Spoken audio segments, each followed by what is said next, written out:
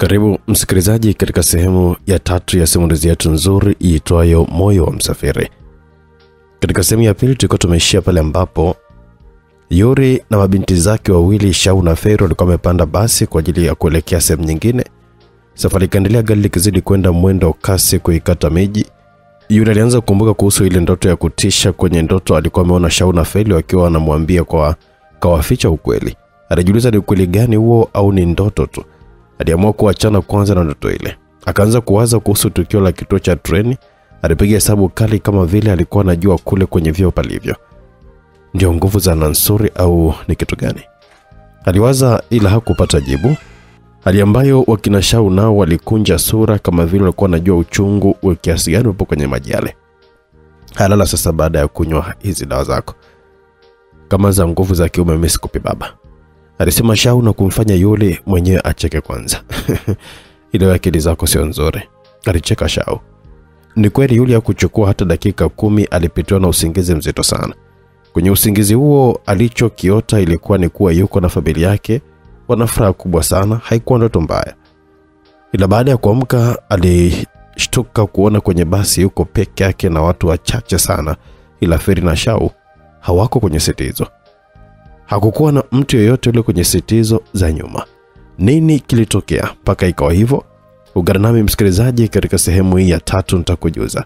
Mtunzi wa simulizi yetu ni S. Hussein Vombi, inasimuliwa nami director Weni kutokea hapa Simulizi Max. Unaipata kupitia YouTube channel ya Simulizi Max, lakini pia unaweza kuipata mpaka mwisho kabisa bila kusubiri kupitia WhatsApp nambari 0677 062 012. Tucheki kwa WhatsApp nambari hiyo kuweza kupata mwendelezo wa simulizi mpaka mwisho bila kusubiri. Tunaendelea tupo kwa tumeishia msikilizaji. Mapigo moyo alianza kumwendea mbio, hofu ikitanda kwa kasi. Akitazama nje, kiza kilikuwa kimeanza kuingia, hata kwenye basi kulikuwa kumewashwa taa. Alinyanyuka ili atoke nje, ila moyo wake ulianza kutulia baada ya kuona Shau na Feri wakiwa wanaingia mlangoni, huku wakiwa na nyuso za furaha tu, wakiwa wanapiga stori za kambeo ya chupa za maji na soda. Aligundua kwamba gari lilikuwa limefika hoteli kwa ajili ya watu kula na kujisaidia. Walitabasamu baada ya kumwona yeye. Vipi mume wangu? Una wasiwasi? Ulidhani kwamba tumetekwa? Akauliza Feri kama kawaida yake.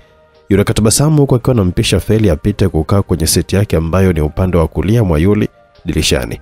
Kwa makusudi tu kipindi akiwa anapita mbele ya Yuli, akaganda mbele yake kwa kalio yake laini akiwa anagusa sehemu za mbele za Yuli.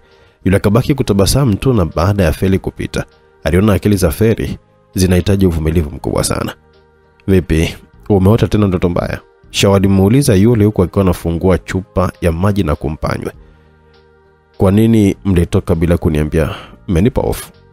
Samahani mume wangu, tunaona kama tusikusumbue umelala, alisema Shau. Tulitaka upagao kiamka, alisema Feri.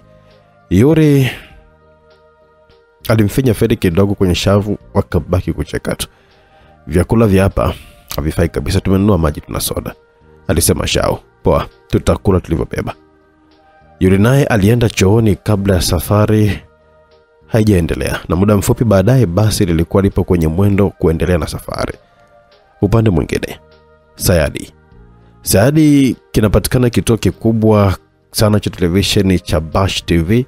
Ni kituo kikubwa kwa bara zima la Bua. Jengo la Bash TV lilikuwa na umbo la kisasa, kuta zake zikimetameta kwa vioo vilivyokuwa vina reflect jua la jioni. Magari ya kifahari na magari ya kawaida yalikuwa yamepangwa kwenye maegesho, kamera ndogo ndogo zikichukua taswira ya wageni waliokuwa kiingia. Ilikuwa ni jengo lilokuwa linatazamwa kwa heshima na hofu kwa pamoja, kwani ndiko habari na vipindi vinavyotikisa dunia ya bara la Bua vilikuwa vikizaliwa. Ruzaki alitembea taratibu akiongozwa na msichana wa kitengo cha wageni. Shati lake jeupe lilikuwa limenyoshwa vizuri, tai ya blue iliyokuwa imekaa sawa shingoni, na sura yake kipekee ikionekanika wazi kwa kamera ndogo ndogo zilizokuwa zikimfuata. Moyoni mwake kulikuwa kuna mchanganyiko wa wasiwasi na matumaini. Alikuwa anajua leo sio mahojiano ya kawaida. Leo dunia nzima ingeambiwa kuhusu mdogo wake Yuri Obafemi, kijana aliyepotea miaka 10 iliyopita. Studio ya kipindi Popote Ulipo ilikuwa ni kubwa. Viti vya ngozi nyeusi vilikuwa vimepangwa kwa umbo la duara dogo katikati, taa kubwa zikiwa zimeelekezwa na skrini za LED zikizunguka ukutani zikionyesha maandishi makubwa popote ulipo tukusaidie kukupata. Mtangazaji maarufu Hamisi Basha alikuwa tayari ameketi. Ni mtu anayejulikana kwa sauti yake nzito na muonekano wa kujiamini, sura iliyotambulika bara lote la Bua. Upande mwingine alikuwa ameketi mtangazaji mwenzake Jaria Mtemi, mwenye sauti nyororo na macho makali ya kiuchunguzi. Wakati kamera ilipoanza kuhesabu sekunde, Jaria alimgeukia Ruzak akatabasamu kidogo. Dakika mbili tu kabla tuanze, alimnongoneza. Ruzak alimeza mate, akapumua kwa kina. Kipindi kinaanza. Muziki wa utambulisho ulilia, kamera zikabadili mitazamo na taa kuu za studio zikaangaza. Karibu tena katika kipindi chako pendwa popote ulipo. Leo tuna simulizi ya kugusa moyo, simulizi ambayo imedumu kwa miaka 10 bila majibu. Na mgeni wetu ni kijana anajulikana kwa kazi zake, lakini leo yuko hapa kwa sababu ya damu yake. Karibu sana ndugu Ruzak Obafemi. Alifungua kipindi Hamisi na kumkaribisha Ruzak. Kamera ikamulika Ruzak akiwa ameinamisha kichwa kidogo kwa heshima. Asante sana na washukuru kwa nafasi hii.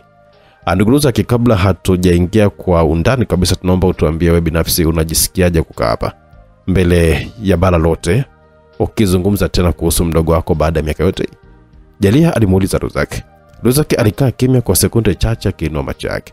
Najisikia maumivu na matumaini kwa wakati mmoja. Maumivu kwa sababu mdogo wangu Yuri alipoteka bado mtoto, na tumekaa miaka yote hii bila jibu, lakini pia nina matumaini kwa sababu najua kama nipo hai leo basi kuna uwezekano Yuri na yupo hai mahali fulani. Studio ikatulia, watazamaji waliokuwa kwenye sehemu ya ukumbi walitazamana kwa hisia.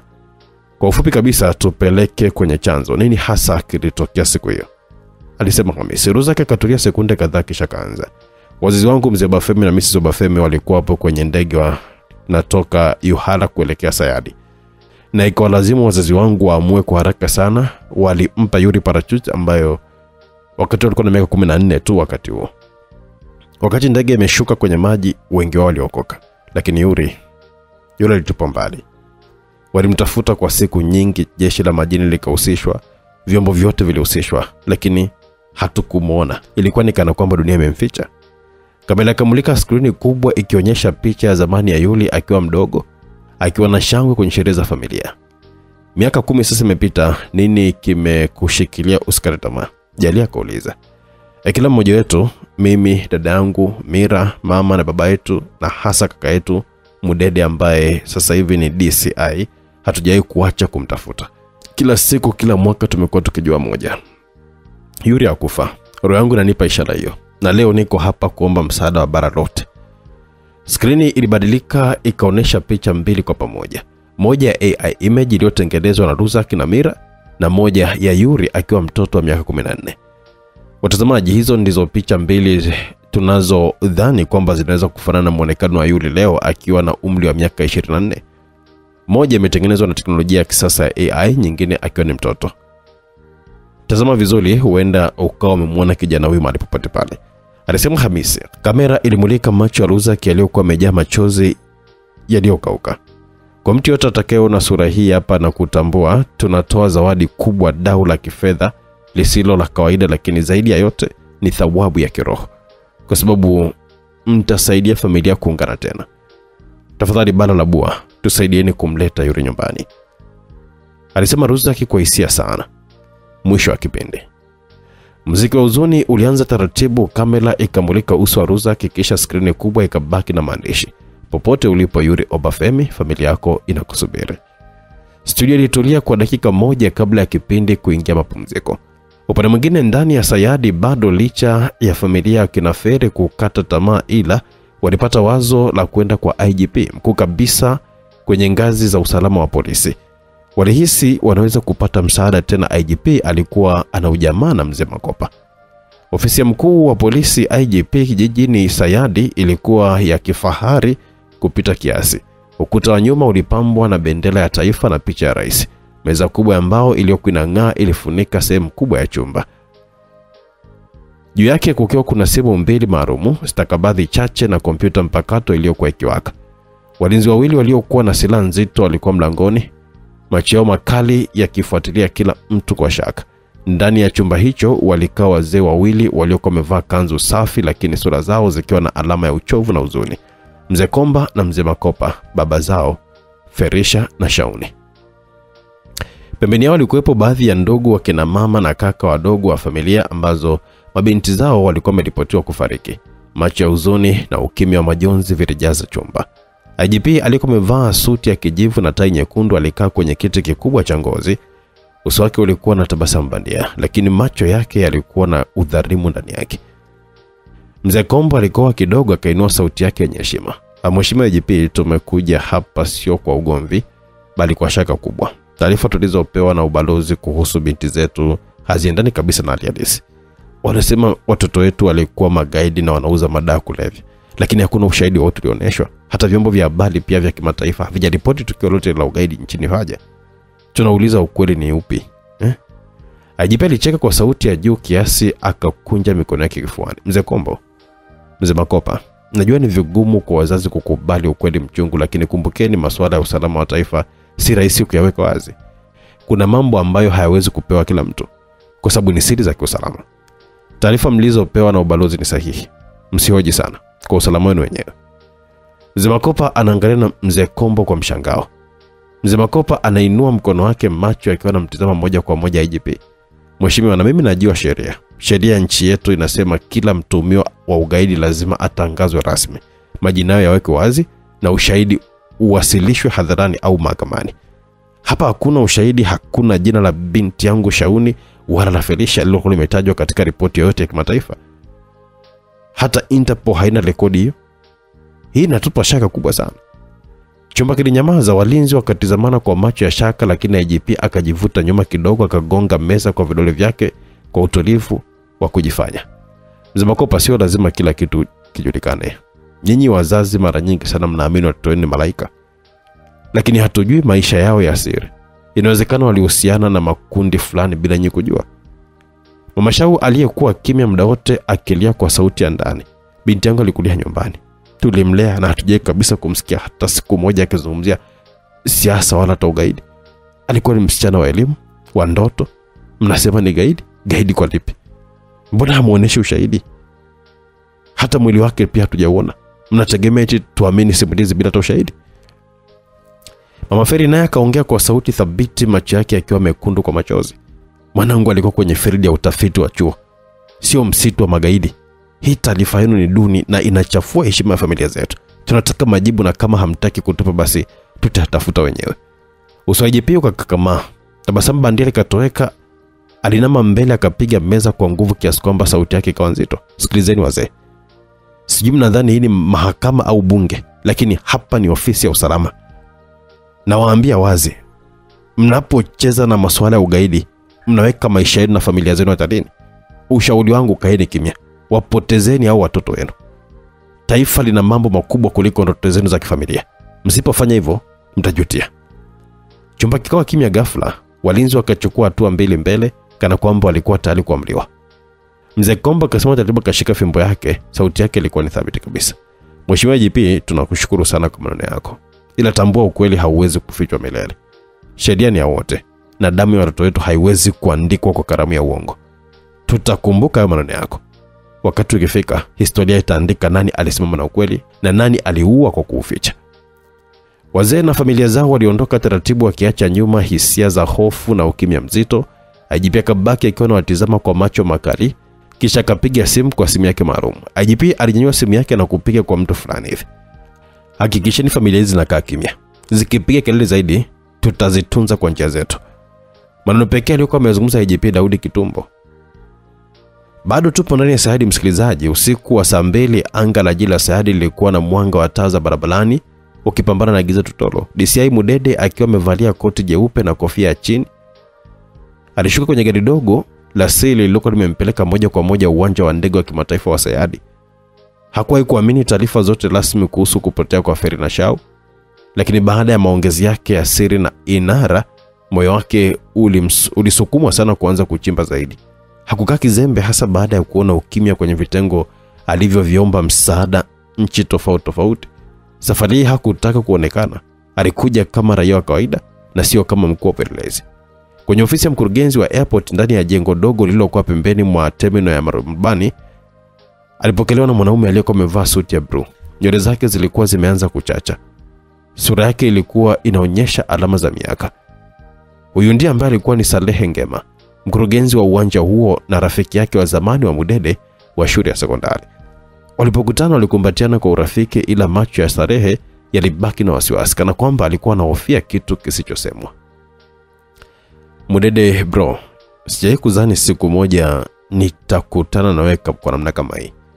Niliposikia unaulizia kuhusu mabinti waliopotea na sasa hivi unakuja mwenyewe usiku, najua hii sio issue ndogo. Ndio kaka, yani kuna giza kubwa sana nyuma ya yote. Na najua wewe uko hapa zaidi ya miaka 10. Una macho, una masikio na una kumbukumbu. Nimekuja kwa sababu naamini hujanunuliwa kama wengine. Salehe akatabasamu kwa uchungu akipumua kwa nguvu, kisha akafunga milango yake ya ofisi. Kwa hii sijui chochote kile kaka, ila na zito zaidi ya hilo. Mudede, nakumbuka familia ya Obafemi iliyopotea. Ilisemekanika ajali ya ndege, lakini mimi niliona zaidi ya ajali. Ndege waliopewa kurudi kutoka Yohara haikuwa salama. Ilikuwa ni ndege ya kukodi na tayari ilikuwa imesharipotiwa kuwa na hitilafu. Nilikuwa na rekodi hizo, ila wakati nilipotaka kufikisha sauti yangu nikazuiwa. Nikaambiwa ni sawa. Salehe alinyanyua drawer ya mezani na kutoa faili la mezani lilikuwa limejaa vumbi. Aliweka mbele ya Mudede. Karatasi zilikuwa na muhuri wa kiufundi, ripoti za kiuhandisi zenye tarehe na majina ya wahandisi waliokuwa wanakagua ndege hiyo. Mudede zipitia haraka sana, maneno yalikuwa yameandikwa alimshtua. Engine hydraulic failure detected, cabin pressure abnormal, unsafe for long distance flight. Ilikuwa inamaanisha kwamba hivi mfumo wa mafuta unaonyesha kufeli na pressure ya mizunguko inaonekana kwamba haiko sawa. Kwa hiyo maamuzi ni kwamba haifai kwa usafiri wa umbali mrefu. Mudede alinyamaza kwa muda mrefu, la kila mstari ulikuwa umeandikwa kwenye ripoti hiyo ulikuwa alihisi kama vile juu zito moyoni mwake. Kaka, hiyo ndege haikupaswa kuruka lakini walilazimisha. Na kilichoniumiza zaidi, nilipata ushahidi wa video rubani mmoja Daniel Voka. Angalia hii hapa. Akaweka flash disk kwenye kompyuta yake ndogo kisha akachezesha kipande cha video. Katika video hiyo ya kamera ya ufuatiliaji wa chumba cha mapokezi, Daniel Voka anaonekana akisimama kwenye kona akizungumza kwa simu. Sauti yake ilikuwa ni ya wazi na nzito. Ndio tumechagua ndege yenye hitilafu, safari ya kurudi. Tutaitumia hiyo. Hakuna atakayenusurika, familia yote ya Obafemi watafia humo ndani. Hii ni amri kutoka juu, sisi tunatekeleza tu. Na baada hapo kila kitu kitaonekana kama ajali ya kawaida. Mudede akashtuka, mikono yake ikashika kidevu chake kwa mshtuko na moyo wake ulidunda kwa nguvu. Kwa Mungu aliye hai, hii ni zaidi ya nilivyofikiria. Ina maana kwamba ajali ilipangwa. Ndio. Lakini usinitaje Mudede. Nimekuonesha kwa sababu wewe ni rafiki yangu na najua roho yako. Lakini kumbuka hawa watu hawachekeshi. Wameua wengi na wana nguvu kubwa. Sitaki kuonekanika nimekusaidia. Hapa nimekupa njia lakini usije ukanihusisha. Tafuta mwenyewe aliyo nyuma hilo. Mudede akasimama akamshika bega rafiki yake. Salehe, anakuheshimu kwa ujasiri wako. Umenipa mwanga na nakuhakikishia jina lako halitajulikana. Lakini hii ni mwanzo wa mwisho wao. Nitapata ukweli wote. Alikuwa anatoka ofisini, macho ya Salehe yamejaa hofu na ukimya, lakini pia alibeba matumaini dogo kwamba kwa mara ya kwanza mtu wa damu na moyo yuko kwenye mstari wa mbele kupigania ukweli. Nje uwanja wa ndege upepo mkali ulivuma na nyota chache zikaonekanika juu. DCI Mudede alijua moja ya safari yake imebadilika. Sasa hakuwa anawatafuta tu Feli na Shau, alikuwa ameingia kwenye mzizi wa siri kubwa ya ajali ya familia yao. Mzee Obafemi. Mzee Obafemi ndiye anaonekanika kama yuko hana jitihada kubwa sana kwenye kumtafuta mwanae, ila hapana, alikuwa anafanya kazi yake kimya kimya, ila pia alikuwa na imani mwanae Yuri yuko hai na atarudi yeye mwenyewe kwa sababu alishaona haiba ya mwanae huyo akiwa mdogo kabisa. Ni jasiri na hakati tamaa kwenye jambo lake. Ila mzee Obafemi alikuwa anaamini zaidi njia za kiroho kwenye kujua kama mwanae yuko hai au amekufa. Usiku moja mzee Obafemi alifika kwa shekha mmoja hivi wa kuaminika sana. Usiku ulikuwa kimya, upepo wa jioni ukipiga kwa upole minazi ya mji wa Sayadi. Mzee Obafemi aliegesha gari lake nje ya makazi ya Sheikh Abubakar al-Manusli akiwa amevaa kanzu yenye rangi ya cream na shati kama imefunika mabega. Moyo wake ulikuwa mzito akibeba swali moja kuu. Je, mtoto wangu Yuri bado yupo hai au tayari ameondoka duniani? Kwa miaka 10 na zaidi swali hilo lilimsumbua usiku na mchana. Moyo wa baba hukukubali. Sheikh Abubakar al-Mansur, mzee mwenye hekima na daraja la kuona mambo kwa ishara na mafumbo, ndani ya zawia ya Sheikh. Zawia ya Sheikh ilikuwa ni sehemu tulivu, imezungukwa na taa za mafuta na uvumba wenye harufu ya sanda. Ndani Sheikh Abubakar alikuwa amekaa juu ya mkeka wa manyasi akiwa na tasbih mkononi, macho yake yakionekanika kana kwamba yanatizama mbali zaidi ya ukuta wa chumba kile. Mzee Bafemi alipoketi hakusema moja kwa moja, alinamisha kichwa chake na kusema kwa sauti ya heshima, "Mzee Bafemi, Sheikh wangu, nimekuja na mzigo mzito moyoni. Kuna swali najiuliza kila siku, swali ambalo halijapata jibu kwa dunia. Nimekuja nikitamani kupata mwanga kupitia wewe." Sheikh alinyamaza kwa muda, akapiga tasbihi zake, kisha akamwangalia Bafemi kwa macho makali yenye ukimya na hekima. "Baba wa Yurian, moyo wako sio kubahatisha. Unakuja kwa hakika na unatafuta hakika. Lakini kumbuka, majibu ya ukweli mara nyingi hayaji kwa maneno ya moja kwa moja, huja kwa mafumbo. Je, uko tayari kuyasikia kwa mafumbo?" "Niko tayari Sheikh. Hata kama ikiwa ni nusu-nusu, nitayachambua." Sheikh apumua kwa kina kisha akasema, "Niliona ndege ikizama baharini na ndani yake njiwa mdogo akatupwa angani kabla ya mawimbi kumfunika. Mawimbi yale hayakumfunika njiwa, bali yalimpeleka kwenye ufuko wa mbali. Pale njiwa alikuta miti miwili mikubwa yenye mizizi ya chuki. Lakini hata hivyo miti hiyo ikamfunika kwa kivuli na kumlinda. Njiwa hakufa njaa, bali akafundishwa kuruka kwa mbao imara zaidi." Alinyamaza, akapiga tasbihi zake kisha kaendelea, "Niliona tena njiwa huyo akiwa mkubwa, akirudi angani kwa safari ndefu, akitazama upande ule ule wa asili yake. Na sauti ya upepo ikasema, safari yake bado haijaisha na moyo wake bado unadunda." Mzee Bafemi alihisi kama mapigo yake ya moyo yamerejea upya. Macho yake yalikuwa yamejaa machozi ya matumaini. Alielewa fumbo hilo bila shaka. Yurian hakufa, bado yuko hai na yuko sehemu salama, akielea mbawa zake kwa safari kubwa sana. Kwa muda mrefu alikaa kimya, akainamisha kichwa chini, akamshukuru Sheikh. "Sheikh wangu, maneno yako yamenipa faraja zaidi ya miaka yote ya uchungu. Nitaondoka hapa na imani. Nitamsubiri mwanangu, maana najua hayupo kaburini, bali yuko kwenye safari yake." Sheikh alitabasamu kwa upole, akasema kwa sauti ya kimafundisho, "Baba Yurian, kumbuka jambo moja. Kuna siri ambazo hazionekani kwa macho ya kawaida, lakini baba mwenye upendo huwa na jicho la tatu moyoni. Usikate tamaa, kwani moyo wa msafiri haujapumzika bado." Mzee Bafemi alitoka pale usiku huo akiwa na mwanga mpya. Kwa mara ya kwanza baada ya miaka 10 alihisi pumzi ya matumaini ikirudi ndani yake. Tau Khalid Buma, CDF.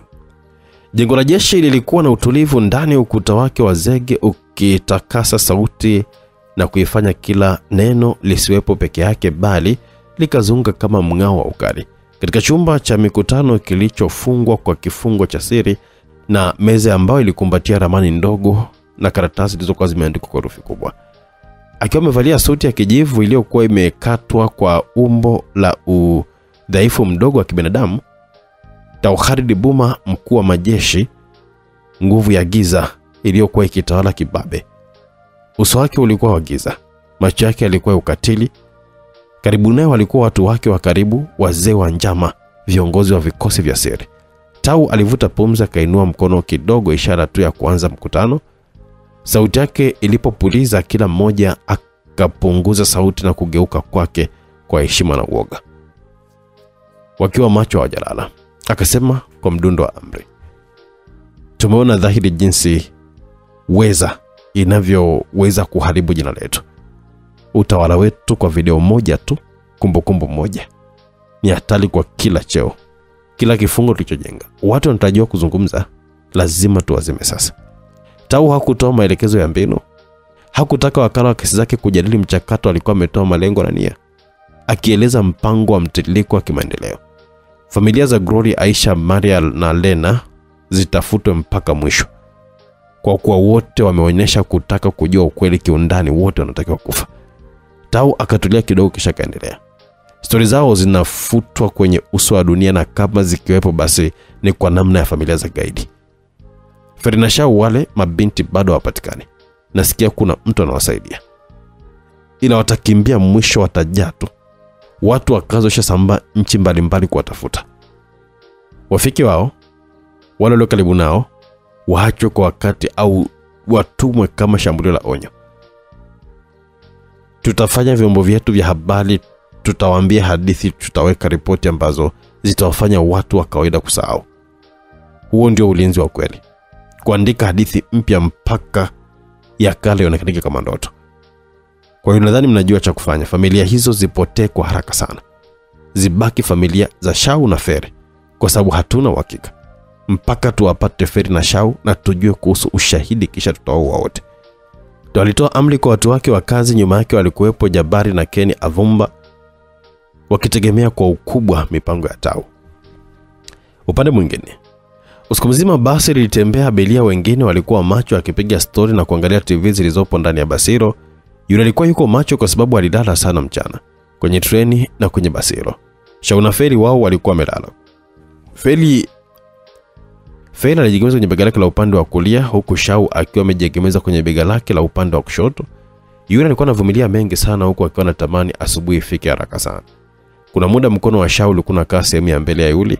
Yule alimtazama Shau ila alimuona yuko usingizini. Ilimbidi tu utoe na kukomana hali yake. Kwa uzuri asubuhi ilifika haraka. Yule alishukuru. Saa 12 asubuhi aliwatikisa wote kuamsha. Mnapitiliza mwamke sasa. Kwa hiyo vipi na kimoko cha asubuhi? Feri aliamka na ujinga tu, ikiwa bado ana sauti ya usingizi, japo sauti yake ilikuwa ni tamu sana asubuhi yake. Wewe muda wote ni mpuuzi tu. Za asubuhi mume wangu. Shau alimsalimia Yule kwa sauti iliyokuwa imetoka kwenye usingizi, ila ilikuwa ni tamu sana kusikia kwenye masikio ya Yule. Salamu mmemkaje? Yule alikuwa ni mzito sana kumuita mke. Niko salama pembeni ya ubavu wako. Kuna hali ilikuwa inamuingia Shau na kuhisi kama vile ni mke kweli wa Yule. Kwa hiyo mimi unioni. Feli akalalamika. Yule alimshika Feli kichwa na kumbusu kwenye paji la uso, kisha akamgeukia Shau na kumbusu kwenye paji la uso. Alifanya hivyo ili kuhakikisha watu wajue kwamba wao ni wanandoa. Cha pili ilikuwa ni kuwafariji Feli na Shau kwamba anawajali wote japo wamekutana kibahati mbaya. Saa 2 basi likafika hotelini. Watu wakashuka kwa ajili ya usafi wa mwili na kula. Yule na wake zake nao wakawa wameshuka. Yule akaendea mabafu ya kiume na wakina Feli mabafu ya kike. Walifanya usafi wote wa mwili na kuvaa nguo zingine za ndoa ambazo walikuwa wamepewa na watu wa Muduza. Bado walipendeza zaidi. Walipata na vyakula. Uzuri hoteli hiyo ilikuwa na vyakula vingi ambavyo vinalika na kila mmoja. Kwa sasa walikuwa wapo mji wa Mikasa, wakiuacha huo ndio wanaingia Ngata. Walirudi kwenye basi dakika 20 baadaye. Safari ikaendelea. Mida ya saa 6 hivi gari lilikuwa lipo kwenye foleni kubwa sana. Jamani, kwani kuna nini mbona foleni? Feri aliuliza. Dada, huu ni mji wa Chief Kiumba. Sasa huyu Chief Kiumba ana watu wake 4 wa kiume ambao wanapigana sana hawa watoto.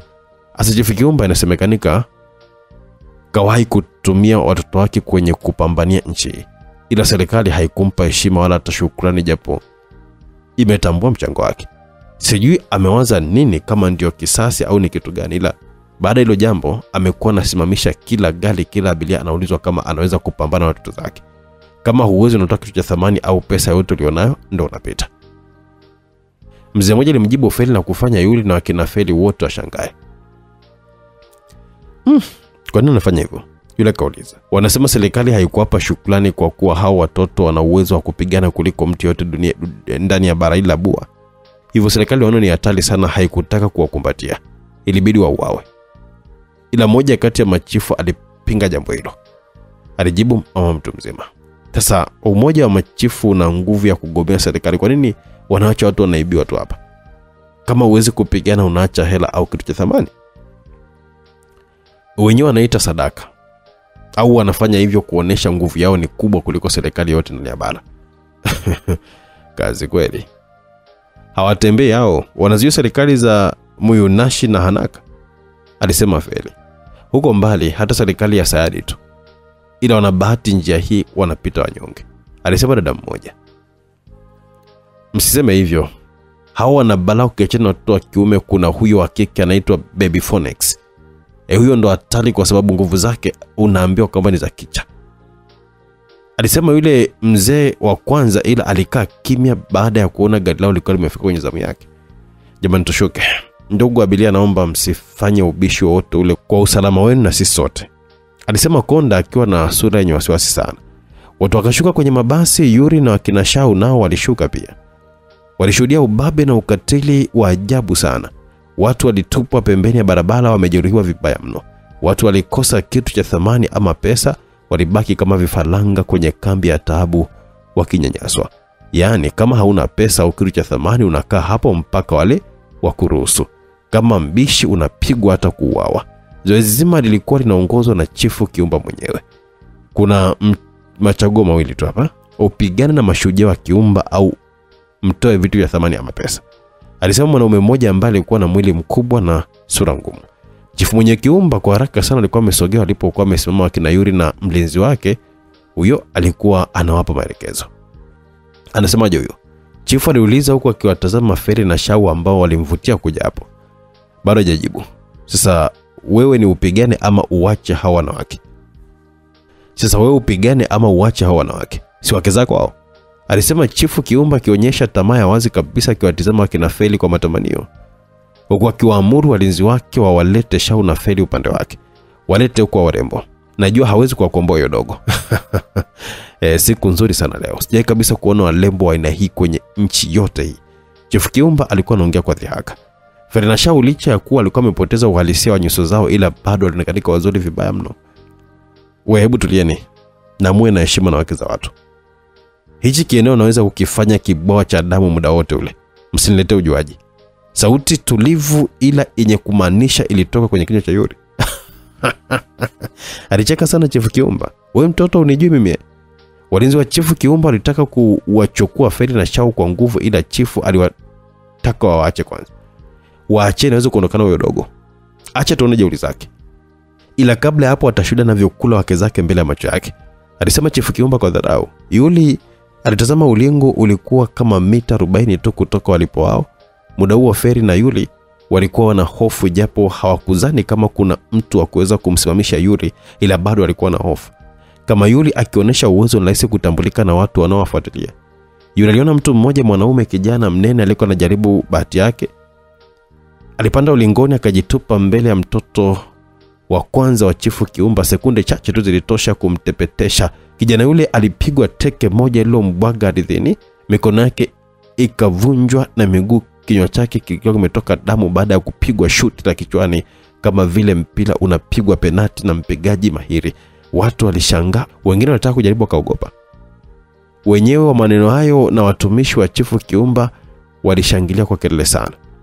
Felishari mtazama Yuli kwa hofu, walijua kwamba anaweza kufanya jambo ila ni hatari kwa asili yao kuvurugika.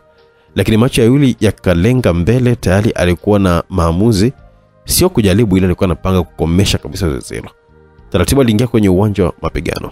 Aliposimama uwanjani kileza moto zilikatika ghafla. Watu walimwangalia wakamuona ni kijana mwembamba asionekanika kuwa ni bondia wa damu. Chifu Kiumba alitabasamu kwa dharau. Huyu atakufa haraka. Huenda asishuhudie ninavyokula wake zake, alisema Chifu Kiumba akiwa anarudi kukaa kwenye kiti chake cha kichefu. Mtu wa kwanza wa Chifu, kijana mwenye mabega mapana, alijitokeza. Yuli alinyanyua kichwa chake taratibu bila makeke, bila kujionyesha. Kijana huyo akamwendea Yuli kwa kasi sana, akapiga kelele za nguvu na hamasa ya mapigano.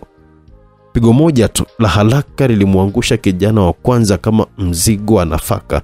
Kimya kilitawala, kisha ghafla kelele za mshangao zikaripuka. Abilia waliokuwa kwenye basi la Yuli walishangilia kwa nguvu sana, huku Chifu Kiumba akiwa kakunja sura kwa hasira na mshangao. Muweni, alitoa amri Chifu Kiumba. Kabla watu kupumua, watoto watatu wa kiume wa Chifu Kiumba walijitokeza. Hawa walikuwa ni mashujaa, ni mafundi hodari wa kupiga. Mitindo yao ya mapigano ni mitindo ya kiasili ya bua. Mwanakiba alitumia mtindo wa ngome ya chuma, akisimama kwa miguu yake yenye nguvu na ukakamavu kama mizizi ya mti, ngome zake zikipiga kama nyundo. Sato, bingwa wa meno ya simba, akikimbia kwa mizunguko ya ghafla, mateke ya kasi, akishambulia kama kala bilibili kichaa. Dondo, mtumiaji wa macho yaka, akisoma mwili wa mpinzani, akiingia karibu kisha kushambulia viungo vidogo, mabega, vifundo, mbavu na kadhalika. Hao ndio watatu wenye balaa zito. Nataka kujifanya mjinga ili usitambulike, alisema Yuli kimya kimya. Kwa dakika kadhaa walimshambulia na kumpiga ngumi na mateke haraka mfululizo. Yule alikuwa ameanza kukwepa kwa kukimbia huku na kule kwenye uwanja huo, akiwatizama kana kwamba hajui la kufanya. Watu walimcheka. Kijana huyu mjinga sana, anaogopa, alisema Chifu Kiumba. Lakini ndani ya akili yake, akili ya ajabu ilifanya kazi kwa wepesi sana. Yule alikuwa akiwasoma.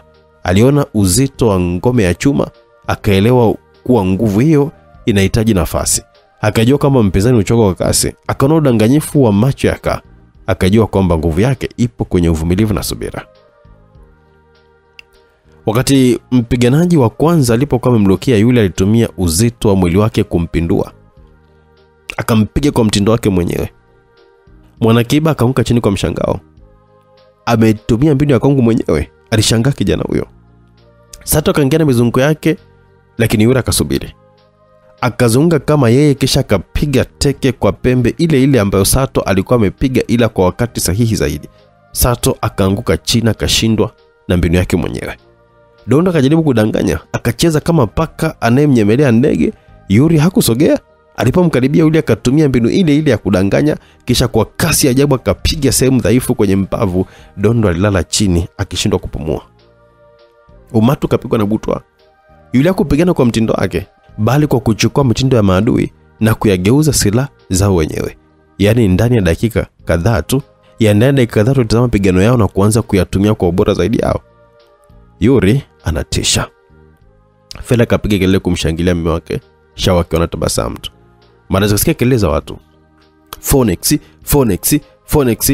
Kutoka upande wa chifu akajitokeza msichana mwenye macho ya moto, mwenye mwili mdogo lakini uliojaa nguvu isiyoelezeka. Huyu alikuwa ni Baby Phoenix, mtoto wa pekee wa kike wa Chifu Kiumba. Hakuwa mpiganaji wa kawaida, alikuwa na kitu cha ndani, nguvu ya kiroho. Mwili wake ulionekanika kama moto kwa ndani. Aliposimama, hewa nzima ya uwanja ilibadilika. Watu walinyamaza. Feri na Shau walishika mikono yao, wakijua hii inaweza kuwa ni hatari, maana Phoenix alitisha kwa kumtizama tu, hakuonesha kuwa na kawaida. Yule hakukurupuka, akaangalia, alimtizama, akampigia hesabu. Akaona wazi kabisa kwamba huyo sio wa kucheka naye, anaweza kuumizwa au kumuua kabisa kama akifanya mchezo. Alimuona kizunguka, kionyesha mikono yake kwa staili ya moto unaoamka, mapigo ya haraka, mfululizo wa mateke na mikono kana kwamba mwili wake unafuka cheche.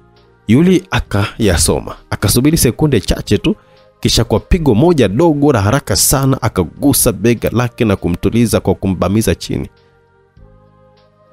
Baby Phoenix aliondoka kimya. Macho yake alibaki yakiwa yamefungwa kana kwamba amelala. Hakukuwa na jeraha, ila nguvu zake zilifungwa kwa busara tu, busara mapigano. Umati mzima ukapiga mayowe ya mshangao na hofu. Chifu Kiumba mwenyewe alinyanyuka, akamwangalia yule kana kwamba alikuwa amekutana na ndoto ya ajabu. Huyu sio mtu wa kawaida, aliwaza kwa sauti ya chini. Waleteni wanawake, alisema Chifu Kiumba kwa hasira sana. Yule akawatazama walinzi ambao walikuwa wanataka kumwendea Feri na Shau kwa macho makali sana. Bado sijamwaga damu.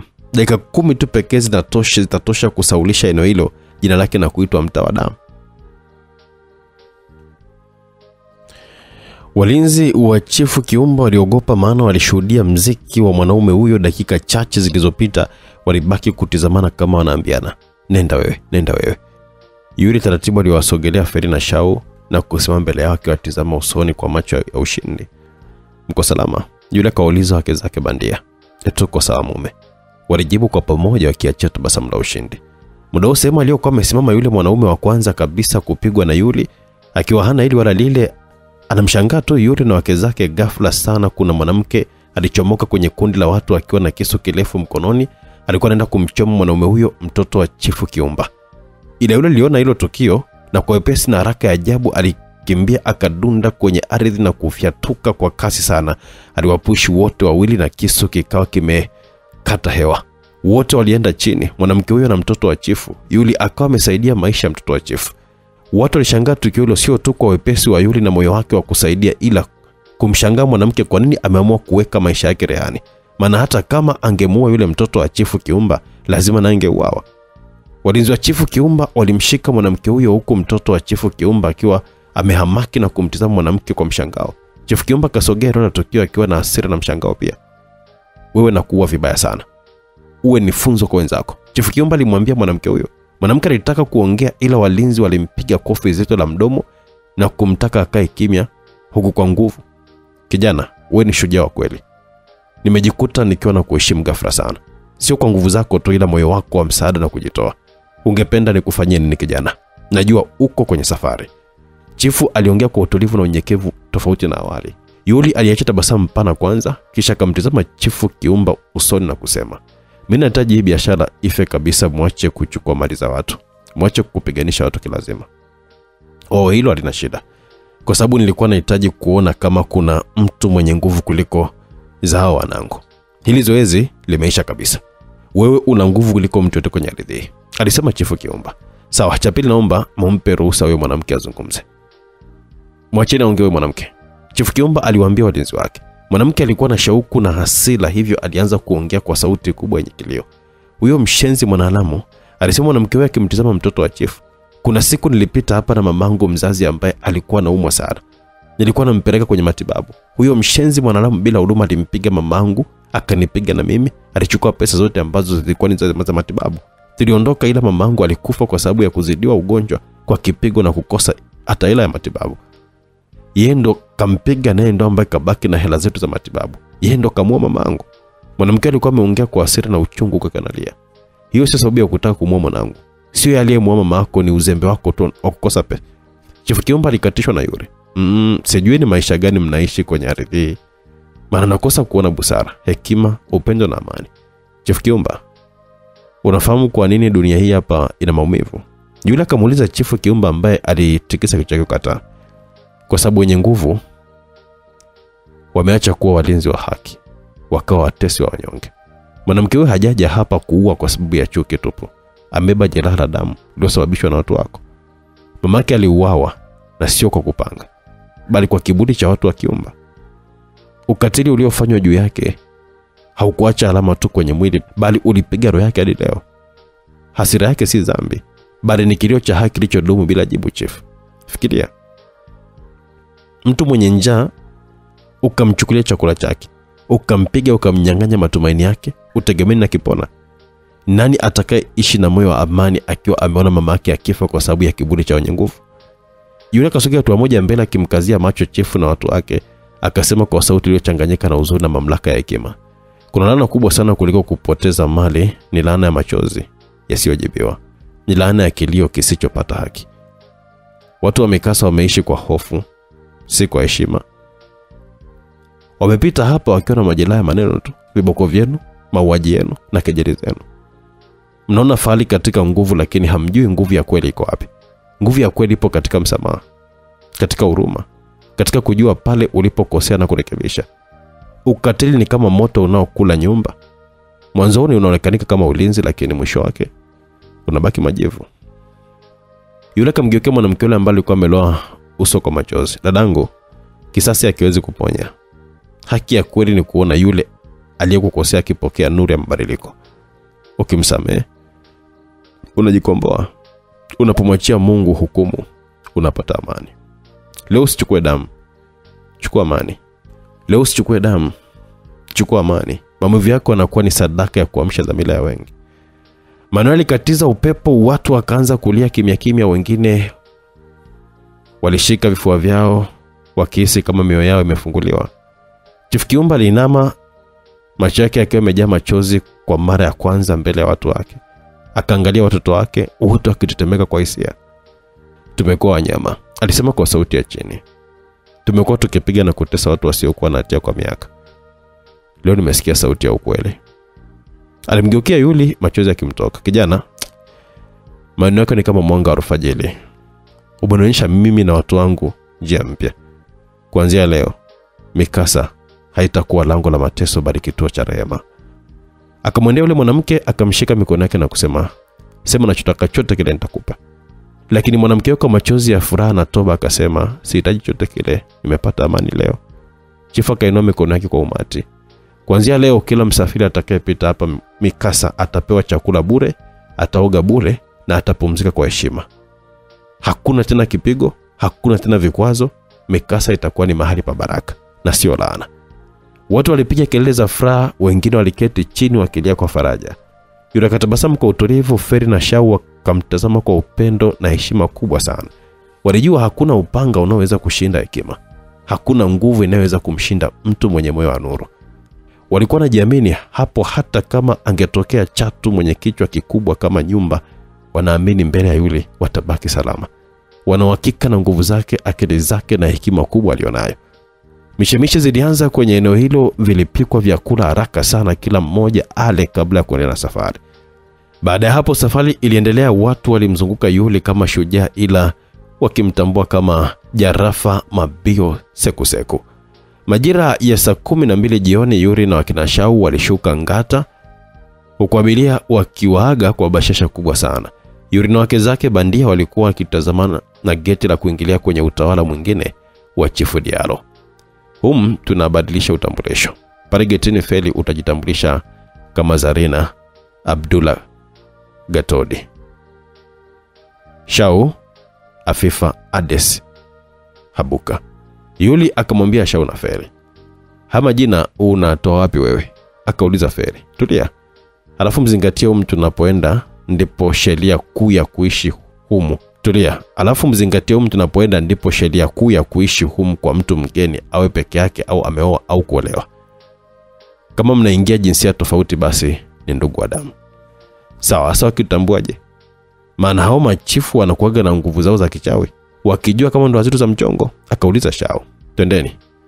Humo ndimo kuna njia pekee ya sisi kuvuka na kutokea nchi nyingine ya Kisweta.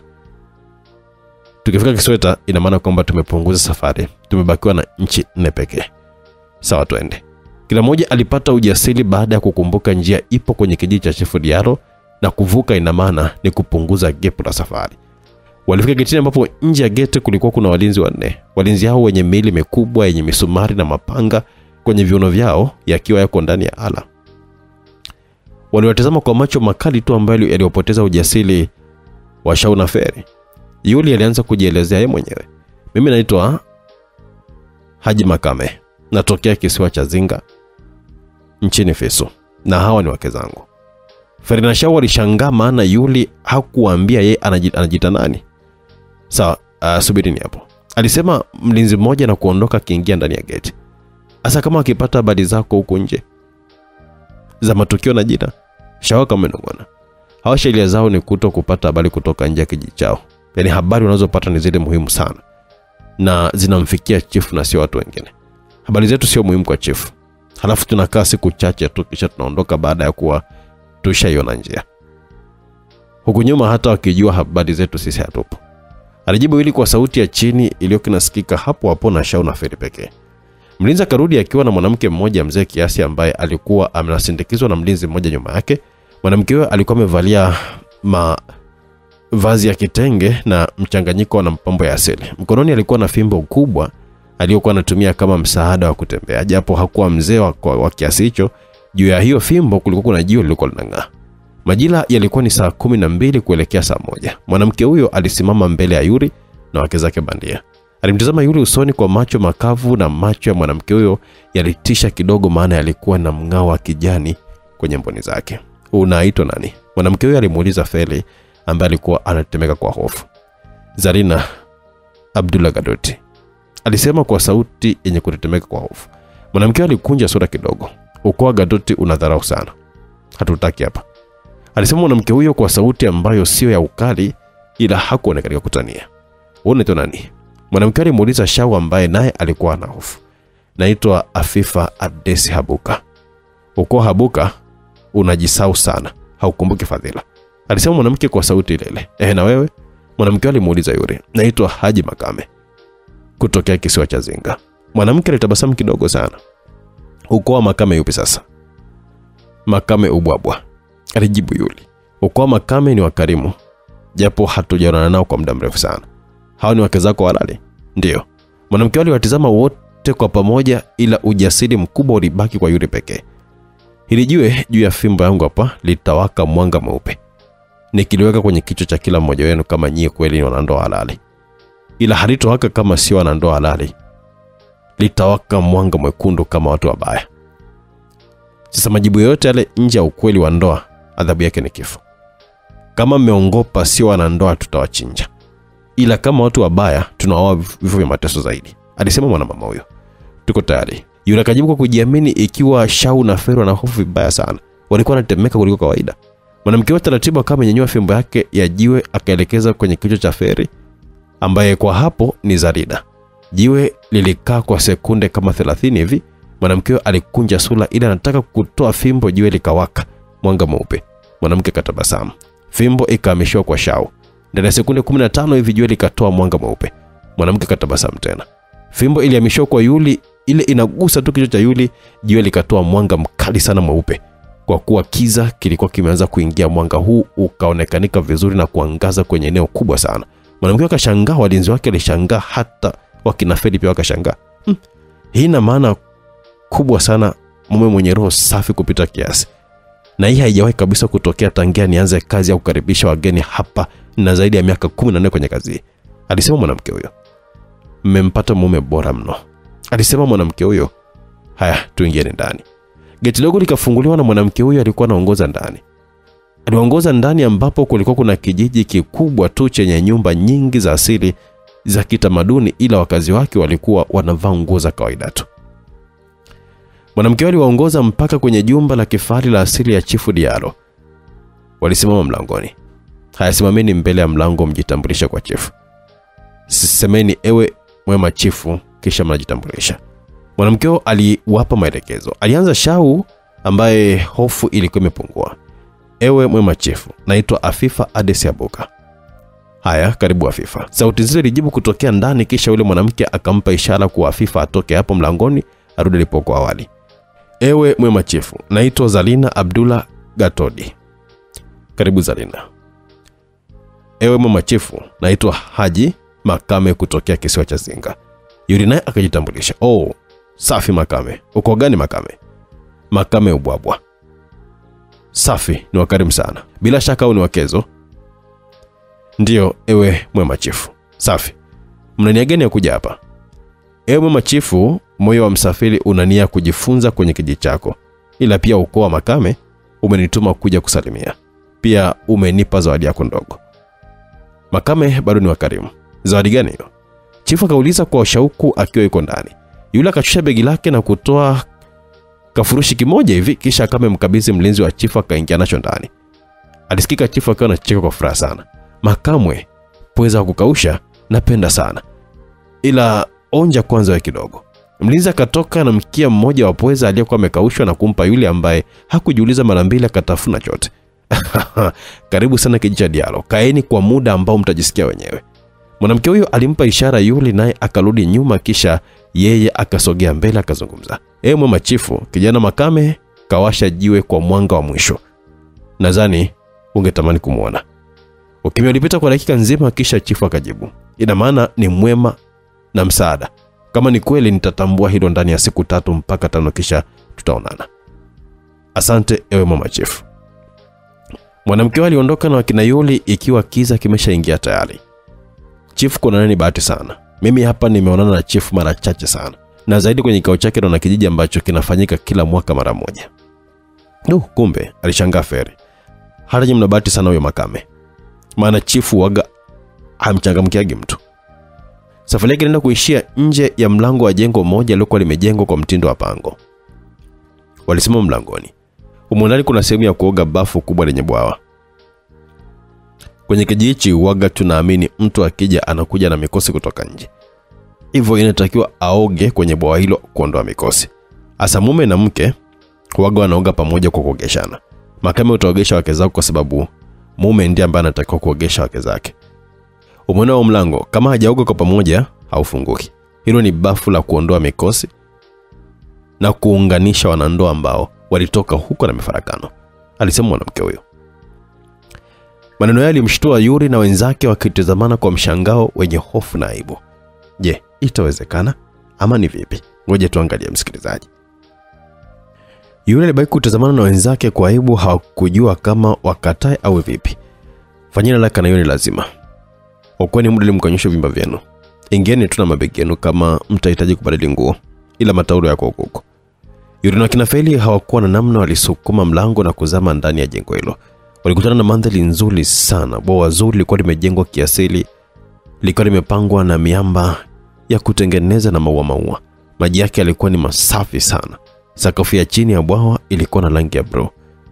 Ilifanya maji yote yaonekanike kama ya blue hivi. Kulikuwa na sehemu maalum ya kuogea. Licha ya huo uzuri wa mazingira, ile yule kumeingia kilini kuoga na wanawake hao. Kwa sababu mazingira yalikuwa ni ya miamba ya kutengeneza na alisababisha kupatikana maeneo ya kujificha. Sasa mimi nitaenda kuoga kwa pale, kisha nyie ogeni hapo eneo la kuogea. Tumalize fasta tuondokeni, alisema yule. Wakina Shao walishusha pumzi baada ya yule kusema hivyo. Walikuwa wameona afadhali, maana ilikuwa ni balaa. Ikawa hivyo yule kama ameoga kivyake na wakina Shao wakawa wameoga kivyao. Dakika 20 ziliwatosha kumaliza kuoga. Walisogea kwenye mlango, yule akawa amegusa kitasa cha mlango huo ili ufunguke, ila alishtuka na kuachia mlango baada ya kupigwa na shoti kali ya umeme. Wote walishangaa huku wakina Shao wakipatwa na hofu zaidi. "Hujaumia Yuri?" Shao alimuuliza yule huku Feli akiwa anaushika mkono wa yule kutazama. Kabla yule hajajibu, waliona maandishi yakiwa yanawaka mlangoni. "Lazima uogeshe mke wako au wake zako. Lazima wote mvue nguo zenu. Hakikisheni unasugua kila eneo la mwili, kisha utakuwa umekizi vigezo vya kuishi kwenye sehemu hii hapa na mlango utafunguka." Yalisomeka maneno kwenye mlango huko kisha yakapotea. "Hii ni teknolojia au ni uchawi?" Yule aliuliza kwa sauti. "Tuogeshe tu, kwa sababu tunapoteza muda mrefu humu ndani. Halafu nadhani hakuna namna nyingine," alisema Feri. Yuri hakuwa na namna. Walirudi sehemu ya kuogea, wakaanza kuvua nguo zao na aibu vibaya sana. Waliingia na kuogea ambapo maji yalikuwa yanachotwa kwenye beseni, eneo la beseni lilikuwa limejengwa kwa sementi. Hapo wanasugua, kimaliza ndio wanajisuuza kwenye maji mengi ya bwawani. Wote walikuwa ni kama walivyozaliwa, wakiona na aibu. Walikwepa kutazamana, ila Yuli angekwepa vipi kuwatizama watu ambao inabidi waogeshe? Hata hivyo macho ya Feli kwa kuibia alitoa kwenye sehemu za mbele za Yuli ambazo zilikuwa zimesimama kwa hasira. Ni ngumu kukaza mbele ya warembo kama hao, tena wakiwa watupu. Feli akajikuta akiwa anakuepesha macho yake kwa na meza mate kwa taabu, ila bado macho yalikuwa yanatamani kuona zaidi tango hilo ambalo lilikuwa na ujazo kama wa inchi 8 hivi na nusu. Shao alifumba macho, ila alipofumbua yalitoa kwenye tango lilokuwa limesimama kisawasawa. Shao kama alikuwa amepagawa hivi. Alikuwa na mambo mengi kichwani, alikuwa anatamani kukwepa hilo tukio, ila akili yake nyingine ilikuwa inatamani kulitumia. Ukichanganya na mwili wa yule ambao sio mkubwa ila ulikuwa umejenga kikakamavu sana, umekaa vizuri sana. Kwa yule ndio balaise. Balaa lilikuwa zito. Akimtazama na maziwa alikuwa amesimama dede. Yale maembe yaliyokuwa yanamtesa yalikuwa yako ndani ya nguo, sasa hivi yako waziwazi kabisa na anatakiwa kugusa yote hayo kwenye kuyaogesha. Shamba la bibi lipo wazi kabisa na itabidi alipalilia kwa mkono wake. Ulikuwa ni mtihani. Tango likashindwa kuvumilia, lilivimba, ila yule alijitahidi sana kujizuia. Alimwagia maji Shao kisha akaanza kumpaka sabuni kichwani. Akashuka na kumsugua shingo. Hapo tayari Shao alikuwa amehisi msisimuko. Yule alifika kifuani na kuyaosha maziwa kwa utulivu, ila hakutaka kutumia muda mwingi, ni kama sekunde 5 tu hivi. Ila hizo zilifanya Shao atetemeke na kutoa mguno fulani vya mchokozi. Yule alifanya kama vile jamsikia hivi, akaendelea kupaka sabuni na kusugua tumbo kisha akasugua kiunoni. Shao alijikaza asitoe sauti yoyote ile, akafanikiwa kidogo. Sauti iliishia ndani kwa ndani. Yule kama amesugua mapaja na miguu kisha kama mgeuza na kumsugua mgongoni. Ilikuwa hatari ili yasizuke ya kuzuka, ila bado haikuwa rahisi. Kusugua sehemu kama za makalio ilikuwa inaleta hamasa ya ajabu sana. Yule alikaza sio mchezo. Feria hakutaka hata kutazama tukio hilo. Kwanza alikuwa ni kama vile la aibu, na pili Feria hakutaka hata kutazama tukio hilo. Kwanza lilikuwa ni kama la aibu, pili alikuwa na wivu moyoni mwake. Hivyo alikuwa anaumia vibaya sana hapo alipo. Muda mgumu kuliko wote ulifika, ni muda ambao shamba la bibi na chumba chake cha pili vyote Yule alikuwa anatakiwa kuvisafisha. Anasafisha kwa mkono wake. Shao hakuwa na namna, kachutama tu. Kisha yule akapeleka mkono wake kwenye shamba la bibi na kuanza kulisugua kwa utulivu na uangalifu mkubwa sana. Shao alitoa miguno mikubwa ukitamani kiasi kitendo zaidi ya hicho. Kwa kuwa hisia zilikuwa ziko juu kipindi akiwa anawishwa sehemu hiyo, alivunja dafu hapo hapo. Ni bila matarajio kama amekamata mkono yule na kuuzamisha kidole chake cha kati kwenye shamba la bibi. Alipiga kelele, "Yuri!" Yule ambaye alikuwa anamnawisha kutokea upande wa nyuma mgongoni, naye alitamani hata kumnyanyua au ameinama kisha afanye yake. ila alikaza japo alielewa kile kilichotokea. Hata Feli aliona kilichotokea, ila alitambua kwamba ni ngumu kutoka kwenye mtihani huo ukizingatia wote ni kitambo hawajajigijigi. Shau akajinyanyua na kujitosa kwenye maji akiwa na aibu kubwa kupita maelezo. Aliona kajidhalilisha mno kwa Yuli. Yuli alihamia kwa Feli ambaye alifumba macho. Yuli alipofika tu kifuani akagusa maziwa. Hapana. Feli akatoa kelele na miguno huku akawa anatetemeka kwa msisimuko mkubwa wa nguvu.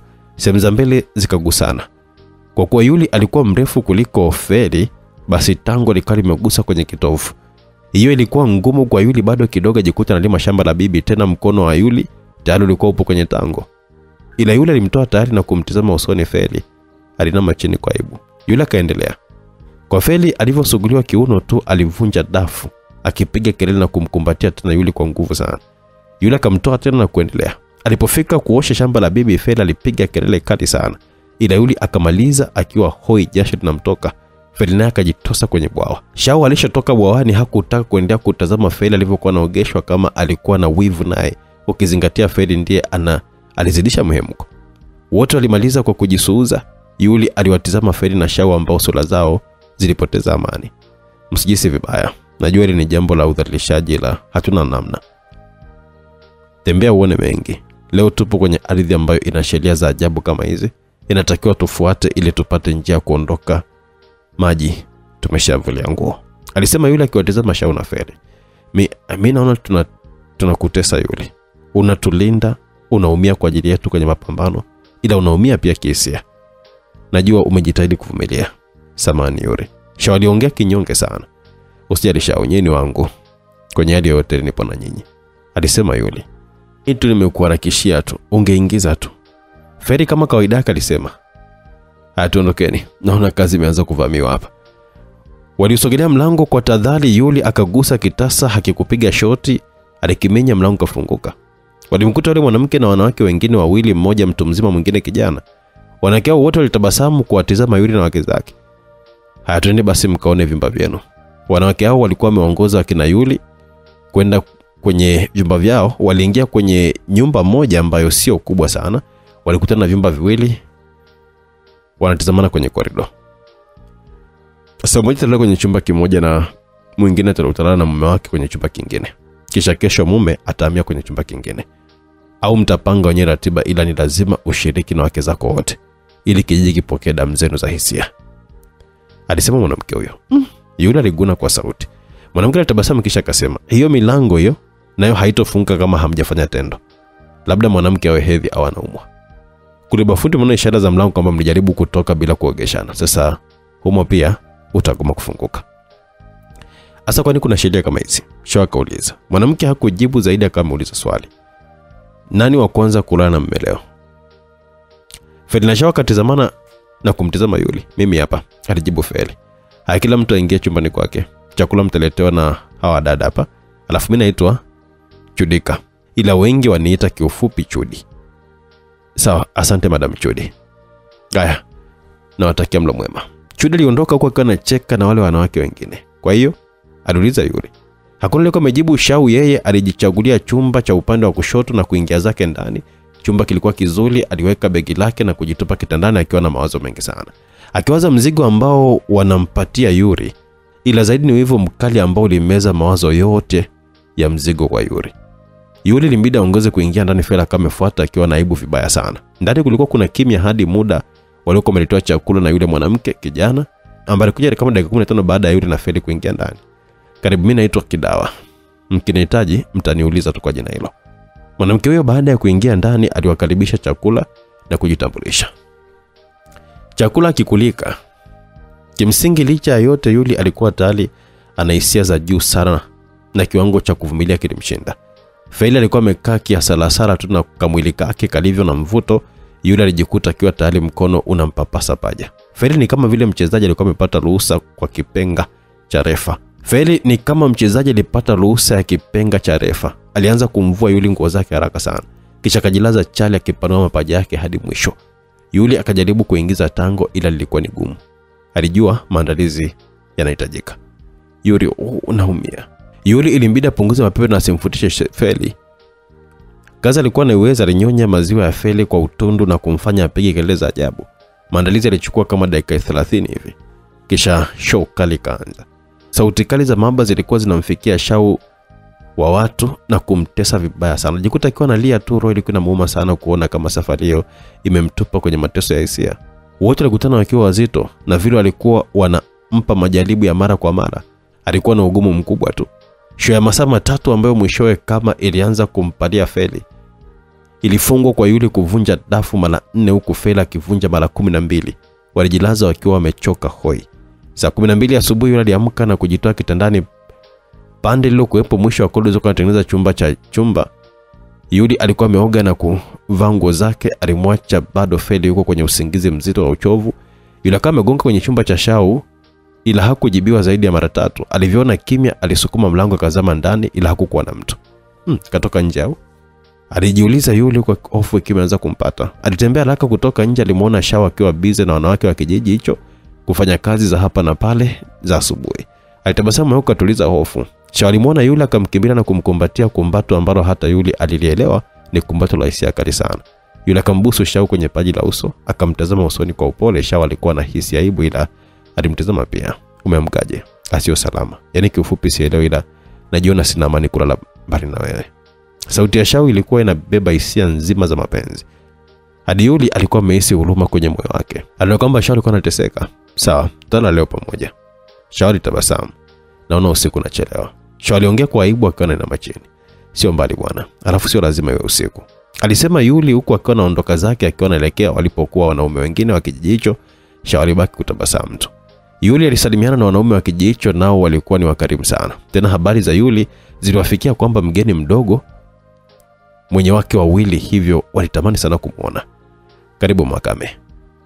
Kwenye kijiji hicho jina utakalojitambulisha linasambaa kwa watu wote. Walimkaribisha. Asante sana. Tumesikia habari zako, ni kweli una umri mdogo na wake wawili, hongera sana. Mwanaume mmoja alikuwa amempongeza yule. Asante kaka. Hivi una miaka mingapi? Akauliza mwanaume mwingine. Na miaka 24. Huku kwetu labda mtu ana miaka 35 ndo anakuwa na wake wawili. Hongera, ila tutapiga story zaidi, wacha kwanza twende kwenye majukumu ya kijiji. Alisema mwanaume wa kwanza yule. Naweza kwenda na mimi? Akauliza yule. Twende tu. Ila tutakupa tahadhari. Tahadhari ya nini? Huku tunapoenda ni mashambani. Siku kama leo ni maalumu kila baada ya miezi 3 ambayo kuna nyati wa ajabu wanakuja kula mazao ya shambani. Au nyati ni wakubwa sana, wapo 5. Ni wakubwa kupita kawaida. Tuseme nyati mmoja ni kama nyati 3 au 4 walioshiba. Nyati hao wana nguvu na ngozi ngumu kupitisha risasi, mshale, mkuki wala panga. Kiufupi hawauliki. Mwanzo walitumia askari wa chifu kupambana ila walikuwa na kufa kila wakipambana. Wanaume wa kijiji walikuwa wameingia kwenye mapambano ila pia walikuwa na kufa. Chifu alikataza mapambano, hakupenda kuona watu wakiwa na kufa. Kwa hiyo tumetenga tu mazao ya juu huku milimani, tumeyawekea uzio ya miti, alafu mazao ya bondeni ndio ambayo naliwa na nyati. Kila baada ya miezi 3 wanakuja. Kama wasipokuta mazao ni fujo na kuvunja uzio kuja kwenye mazao ya milimani au kuja kwenye makazi ya watu. Wakija kwenye makazi ya watu wanaua vibaya sana. Mwanaume mmoja alikuwa amempa maelezo yule. Kwa hiyo hao nyati wanatokea wapi? Akauliza yule kwa mshangao mkubwa mno. Nyati wanatokea kwenye pango la mizimu. Yule alishtuka zaidi maana hilo pango la mizimu ndo njia ya kutokea nchi nyingine ya Kisweta. Pango la mizimu? Ndio. Ni pango ambalo linasifika kuwa na viumbe wa ajabu sana. Na hakuna aliyewahi kuingia akatoka. Lipo ng'ambo ya mto Dialo. Ila kama sasa hivi hata mto Dialo hautumiki. Hofu ni kukutwa na hao nyati. Mpaka wakifanya fujo zao na kuondoka, watu ndio wanatumia huo mto. Sababu haijulikani. Wazee wa kijiji wanasema kuwa chifu aliyepita alifanya makosa fulani hivyo akameacha adhabu au laana kwa kijiji. Inavunjwa vipi hiyo laana au inaisha vipi hiyo adhabu? Yule akaendelea kuhoji kwa udadisi. Ni kuwaua tu, kisha tunawala nyama. Wanaume zaidi ya 50 wakiwa na mikuki, mapanga na wengine walikuwa na bunduki wakafika shambani ambapo walikuwa wamekuta askari wa chifu wapo hapo kwenye kibanda maalum cha kubebwa na watu. Kilikuwa kimemweka chifu ndani yake ila hakuonekanika na mtu ila yeye ndiye alikuwa anaona nje. Kile kibanda ndani yake yupo chifu ila huwezi kumuona. Hapa tunaenda kumsalimia kwanza. Wote walipita kwenye kibanda na kumsalimia chifu kwa heshima. Bwana Makame, na umekuja kushuhudia? Ndio, ewe mwema chifu. Sawa, karibu. Yule na wanaume wengine walikuwa wameenda kusimama karibu na uzio wakiwa wanatazama shamba la bondeni. Chifu yeye hujaga kushuhudia pia kila wakati tukio hilo liko linatokea. Chifu yeye waga anakuja kushuhudia pia kila wakati tukio linapokuwa linatokea. Na kule ndipo kwenye pango lenyewe sasa. Mwanaume alimuonyesha Yule umbali kama wa mita 800 hivi ambapo kulikuwa kuna hilo pango. Dakika 40 baadaye walionekanika nyati wakubwa sana wakiwa wanaingia shambani kwa fujo. Walikuwa wanakula kila mazao. Mazao mengine hawakuala, ila walikuwa wanaangua na kuyatupa tu. Yule aliona ni tatizo sasa. Sio kwa kijiji tu, ila pango wanaotoka hao viumbe ndipo wanapotakiwa wao kupita. Tatizo hilo. Mliwahi kuweka sumu kwenye mazao? Aliuliza Yule akiwa anawatizama hao nyati kwa mshangao na dadisi onekana wa ajabu. Walikuwa wanatisha kweli. Tumejaribu kila sumu lakini wapi. Kwa hiyo waga mnaje kutizama tu hapa. Ndio, pia tunakuja kuangalia kama hawatovuka mipaka. Kama wakivuka tuchukue tahadhari. Mudoko na askari wa chifu ambaye alikuwa ameshindwa kujizuia, alikuwa na bunduki kubwa sana ya kuindia, aliandaa risasi akaenda kupiga mbavu za nyati mmoja. Wao mafanya nini? Kila mmoja angekaa sikio kwa mshangao. Wanyama ni wapuuzi sana. Askari huyo naye ni kama alikuwa amewachoka nyati yao. Ila hakujiuliza mara mbili. Maana hiyo kuwachokoza inaweza kuwa ni hatari kwa kijiji kizima. Nyati alipigwa risasi hata hakutikisika. Ila alitazama tulipotokea risasi kwa macho ya hasira, na nyati wengine 4 nao walitazama. Askari yule alijitoa muhanga akiwa na bunduki yake, aliluka uzio na kushuka mashambani akiwakaribia nyati kwa kasi akipiga risasi kwa fujo kweli. Ila hazikuwa na madhara. Nyati nao walikasirika. Yule hakutaka kuona askari huyo akiwa anakufa mbele yake. Alinyang'anya mkuki mmoja hivi na panga kwa wanaume hao, kisha akachomoka mbio akiluka uzio naye kama ameingia shambani. Kutachangamka leo. Nyati wote 5 wakainua vichwa vyao kwa ghadhabu, wakapiga miayo mikubwa iliyotikisanga. Askari aliyekuwa anakwenda bila kujali nyati aliyekuwa anamjia kwa kasi, Yule akamvuta nyuma kwa nguvu kabla nyati mkubwa hajamfikia kumbutua. Tulia, vita sio kujitoa sadaka, ni maarifa. Askari yule ni kama akili ilimrudi, akatimua mbio kurudi kwa wenzake. Kisha Yuri alisogea mbele akiwa na mkuki mkono wa kulia, panga mkono wa kushoto, macho yake yakawa makini kwenye wanyama. Alotizama kitembea kwa duara akiwatizama kwa utulivu wa mtaalamu anayesoma siri. Yuri alihisi mapigo ya miguu yao, akaangalia jinsi walivyokuwa wanapumua, akagundua kitu. Kila alipokuwa anapiga miayo na au kutikisa vichwa, kila mmoja alikuwa analegeza shingo yake kwa muda wa sekunde moja, na eneo la chini ya shingo lilionekanika ni laini na lisilokuwa na ngozi ngumu. Pia akagundua kwamba alipokuwa kishambulia alikuwa anakimbia moja kwa moja bila kugeuka, wakipiga kwa nguvu kubwa lakini bila makadirio ya kasi. Yuri akasema kimoyomoyo, nguvu kubwa bila akili ni upofu. Hapa ndipo ninapotakiwa kuwini.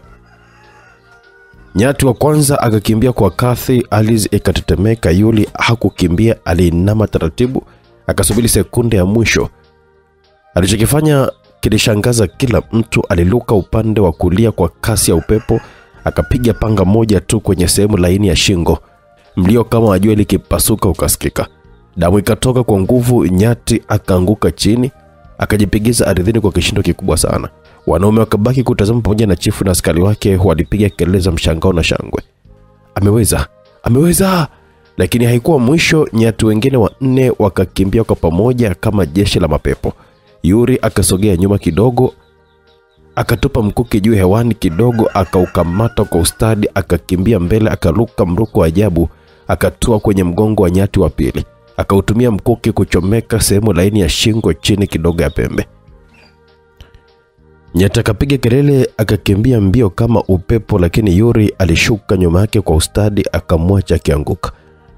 Nyati wa 3 akaja kwa kasi, macho mekundu, akitumia pembe kumrusha Yuri. Yule akapiga panga kwenye pembe, akageuza mwelekeo wake, akasogea chini, akakata shingo kwa kasi ya radi.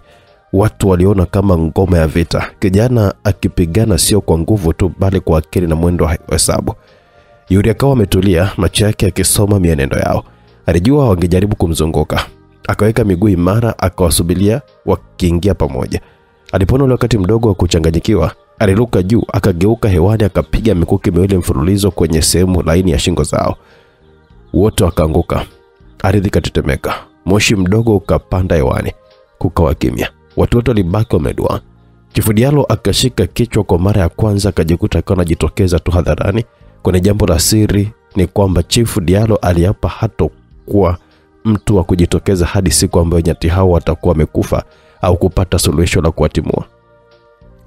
Maana ameingia madarakani akakuta zahama kama hiyo. Miaka yote hii tumekuwa tukihangaika, kumbe siri ilikuwa ni akili. Yule alitembea taratibu akipiga hatua za heshima wanyama wale walikufa. Akasema kwa sauti ya heshima, hao sio maadui bali ni viumbe waliopotea njia. Mtu anapopoteza lisha anakuwa mkali. Heshima yao ipo katika kuwajua. Wanaume wa kijicho wakambeba Yule kama shujaa wakimshangilia. Chifu Diallo akamshika mkono. Alikuwa anaamini Yule kama ni mwema ataonyesha wema ndani ya siku 3, ila hata masaa 24 haijafika tayari Yule kaonesha wema wake. Kijana sio tu mpiganaji. Wewe ni hekima iliyoishi. Kuanzia leo Diallo itakumbuka jina lako. Walifurahi wakarudi kijijini wakiwa ni washindi. Kijiji kilizizima kwa furaha. Wanawake walipiga vigelegele vya sauti ya juu sana. Wazee wakapiga magoti wakamshukuru Mungu wa mbingu na roho za mababu, wakiwa na ngoma na matawi ya miti mikononi. Shujaa mpya akapatikanika ndani ya masaa kadhaa. Watu wakazunguka, wakapiga makofi, wakamshika mikono, wengine wakapiga magoti mbele yake. Ila Yule aliwanyanyua, hakupenda kupigwa magoti, aliamini na stahili heshima hiyo ni Mwenyezi Mungu pekee. Wewe ni mkombozi. Umeleta amani shambani kwetu. Makame, makame, makame. Walipiga kelele kwa pamoja na kama wimbo wa ushindi. Chifu Diallo mwenyewe kwa mara nyingine tena kaonekanika hadharani mbele ya wanakijiji akiwa na vazi lake la kifahari la ngozi ya shingo. Leo kijiji kizima kitakula kwa heshima yako. Hii ni siku ya kihistoria. Mimi Diallo na kuahidi kuwa jina lako litachongwa kwenye jiwe la kumbukumbu. Kisha akaamuru, kuanzia leo Makame atakuwa ni mgeni wa heshima kwa kijiji. Chakula kiandaliwe, ngoma zipigwe, moto wa sherehe washwe. Wanawake wakaanza kuimba nyimbo za kabila lao, wakizunguka na kucheza, wakimpaka Yule rangi za kijadi usoni kama alama ya ushindi. Wengine wakaleta mikate ya mtama, maziwa na asali kumlisha. Feli na Shau walipokuwa kitazama, nyuso zao zilijawa na hisia ngumu kuelezea. Shau alikuwa ametulia akitabasamu kwa fahari, macho yake metameta kwa heshima ya kweli. Lakini Feri, moyo wake ukawa unachemka kwa wivu mdogo uliokuwa umegubikwa na mapenzi makubwa. Alimwangalia Yule akizungukwa na wanawake waliokuwa wanamshangilia, wakimgusa na kumchekea, na kajisemea kimoyomoyo, huyu sio tu shujaa wa dunia, bali ni mtu wa moyo wangu. Lakini sasa anagawanywa na macho ya wote, alijisemea Feri. Feri alijisogeza kwa Yule akiwa na macho ya mahaba. Alishajikuta kuwa sasa ni mke halali wa Yule. Hata hujaniaga, nilikumisi. Feri kaongea kwa sauti tamu ambayo kiukweli ilimfanya hata Yule ahisi kama vile kawa mume halali wa Feri. Asikutaka kukukatisha kwenye usingizi. Si unajua usingizi ni pumziko. Mbona hukunipiga hata busu? Wewe umejuaje kama sikupiga busu? Sijakuta alama yote ya busu. Kumbe busu lina alama. Shau alisikia mazungumzo hayo ambayo yalikuwa ni kama msumari wa moto kwenye moyo wake. Usiku ulipofika kijiji kizima kikawa kipo kwenye sherehe, ngoma zikapigwa, nyama ikaokwa, watoto wakacheza, wazee wakasimulia hadithi za mashujaa wa kale. Ila usiku wa saa 3 Yule alikuwa na mazungumzo mazito na Chifu Diallo kwenye ukumbi wa mazungumzo wa Chifu Diallo. Mwanga wa taa za mafuta ulipenya dirishani mwa ukumbi mkubwa wa mazungumzo wa Chifu Diallo. Ukumbi huo ulijengwa kwa mbao nene za miti ya kale zenye alama za utamaduni wa vizazi vyao, na katikati kulining'inia taa kubwa ya shaba iliyokuwa inang'aa kweli kweli, ikiangaza nyuso za watu waliokuwa wameketi kwa heshima.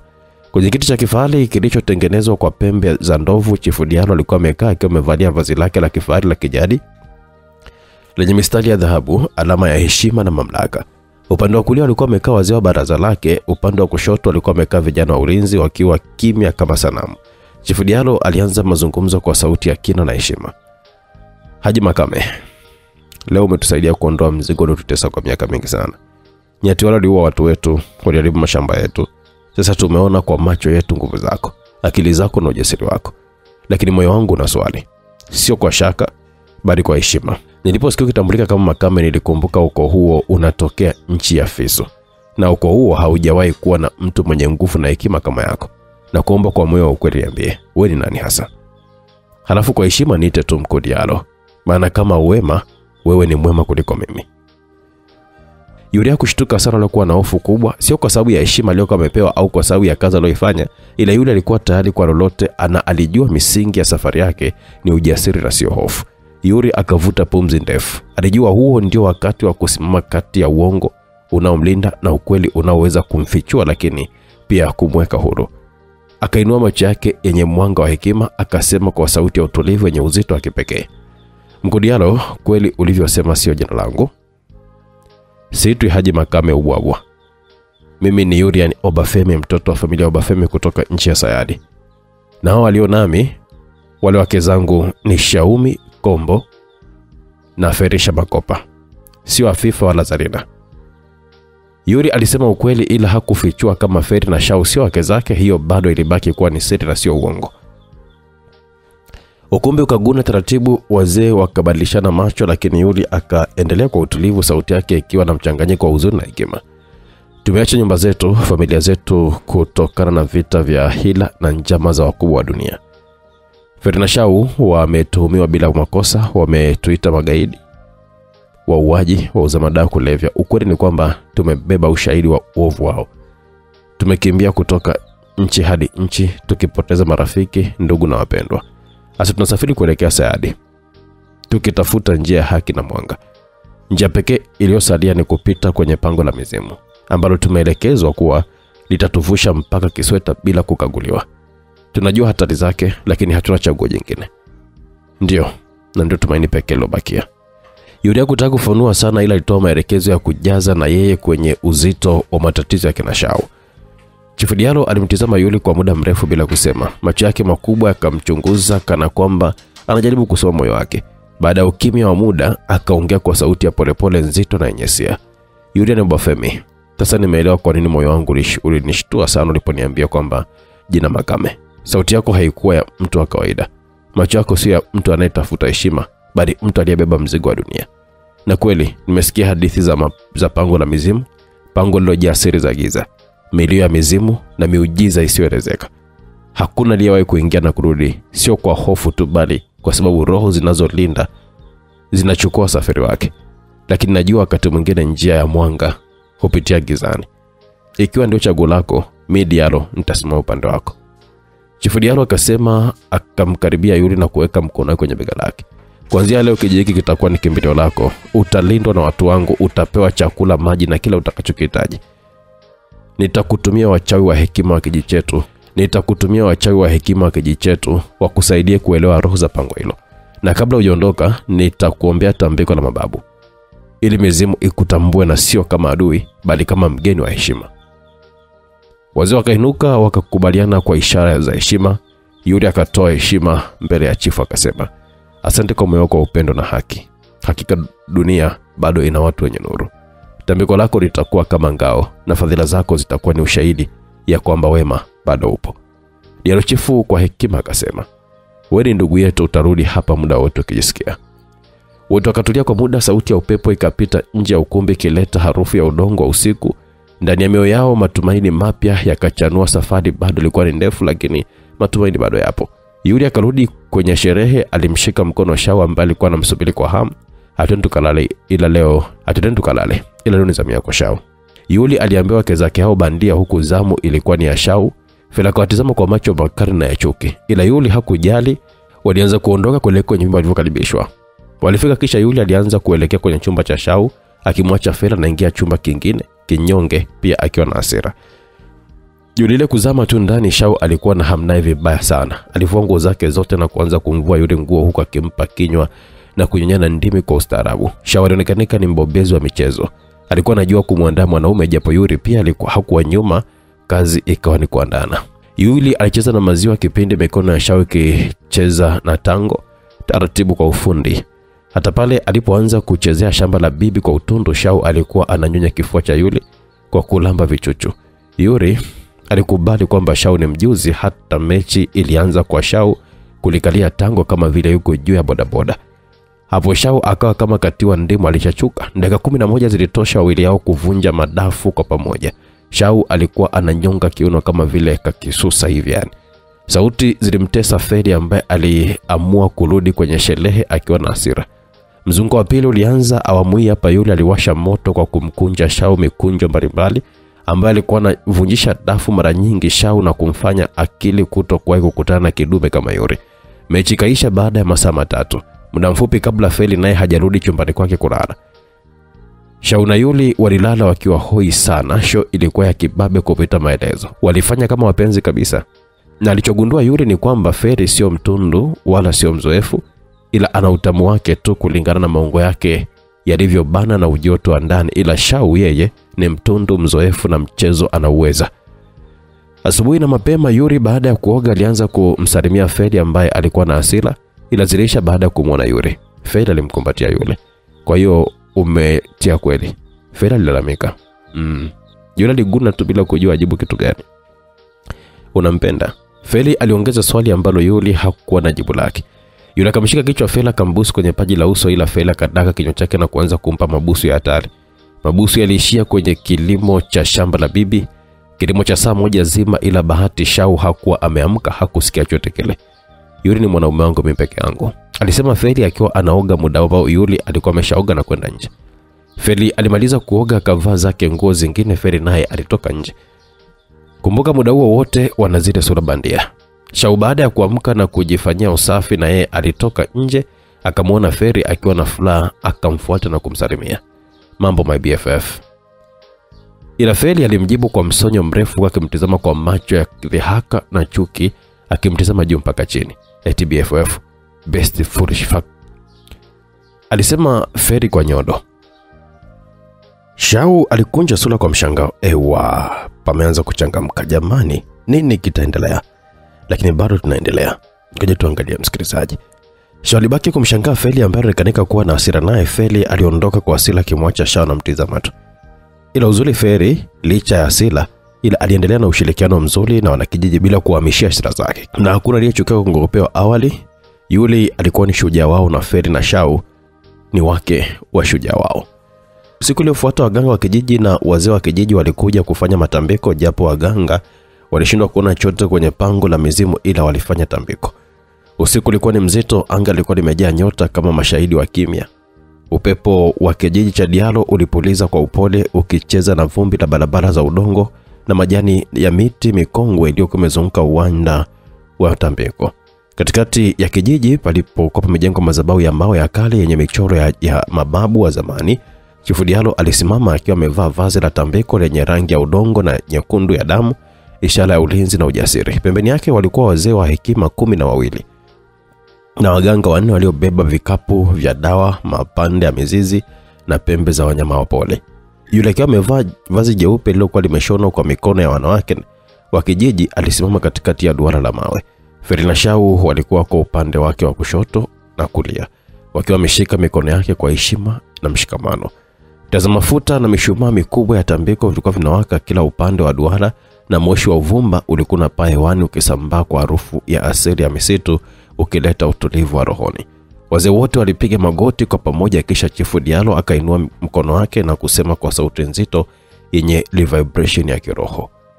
Mizimu ya mababu zetu, mizimu ya wenye hekima na wapiganaji, watunzaji amani, leo tumekusanya damu ya ujasiri, moyo wa haki na roho za wasafiri wanaotafuta mwanga.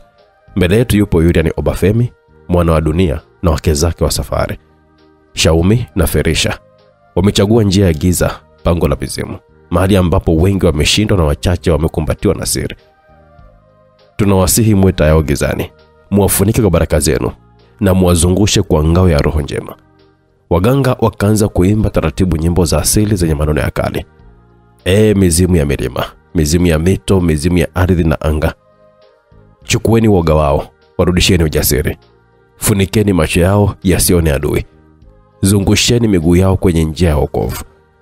Mmoja wa waganga mzee Kunda akamkaribia Yule akiwa amebeba bakuli la udongo lilokuwa limejazwa maji matakatifu ya kisima cha kijiji. Akamwaga tone la kwanza kwenye kichwa cha Yule akisema, haya ni maji ya ardhi ya Dialo. yatakutambua kama mtoto wa dunia hii. Hakuna pepo wala roho itakayoweza kukugusa kwa uovu. Akamimina tone jingine kwa Feri na Shao. Hekima ya wanawake itawaongoza. Uvumilivu wenu utakuwa ni kama silaha, upendo wenu utakuwa ni kama nuru gizani. Waganga wengine wakaja na unga wa dawa uliotengenezwa kutokana na mizizi na mifupa ya simba, wakaupaka kwenye paji la uso wa Yuri, wakisema kwa sauti moja: nguvu za simba, akili za tai, moyo wa kondoo. Nguvu za simba, akili za tai, moyo wa kondoo. Vitatu hivi vinakaa ndani yako Yurian. Mzee wa mwisho mtabili wa kijiji akachukua fumba la nyasi kavu, akawasha moto, kisha akapita nalo karibu na miguu ya Yuri, akapulizia moshi taratibu kwa anatamka: moshi huu utakufunika dhidi ya macho ya adui. Utapita katikati ya hatari kama upepo usioonekana. Lakini kumbuka, mtu wa haki hufanikiwa sio kwa nguvu zake, bali ni kwa imani yake. Baada ya tembiko la maneno, Chifu Diallo akachukua fimbo ya kifahari ya mababu, akaiweka kwenye mabega ya Yuli kama alama ya heshima. Leo na kutangaza kuwa mwana Diallo, sio kwa damu, bali kwa roho. Utaondoka hapa ukiwa umebeba baraka zetu, na kila utakapopiga hatua, ardhi itakulinda. Wazee wote wakainuka na kuimba wimbo wa baraka, huku akipiga mikono taratibu kama ishara ya umoja. Wakati huo upepo wa ajabu ukapita kwenye duara, ukatikisa mishumaa, lakini bila kuuzima, kana kwamba roho za mizimu zilikuwa zimejibu wito wao. Feri na Shao walikuwa wametulia, machozi yakiwatoka kimya, sio ya uoga, bali kutambua ukubwa wa baraka waliopewa. Yuri kwa heshima akasema: napokea baraka hizi kwa unyenyekevu. Nitaenda kupigana kwa haki na sio kwa kiburi. Nitaamini nuru hata gizani, na nitaheshimu kila roho itakayovuka njia yangu.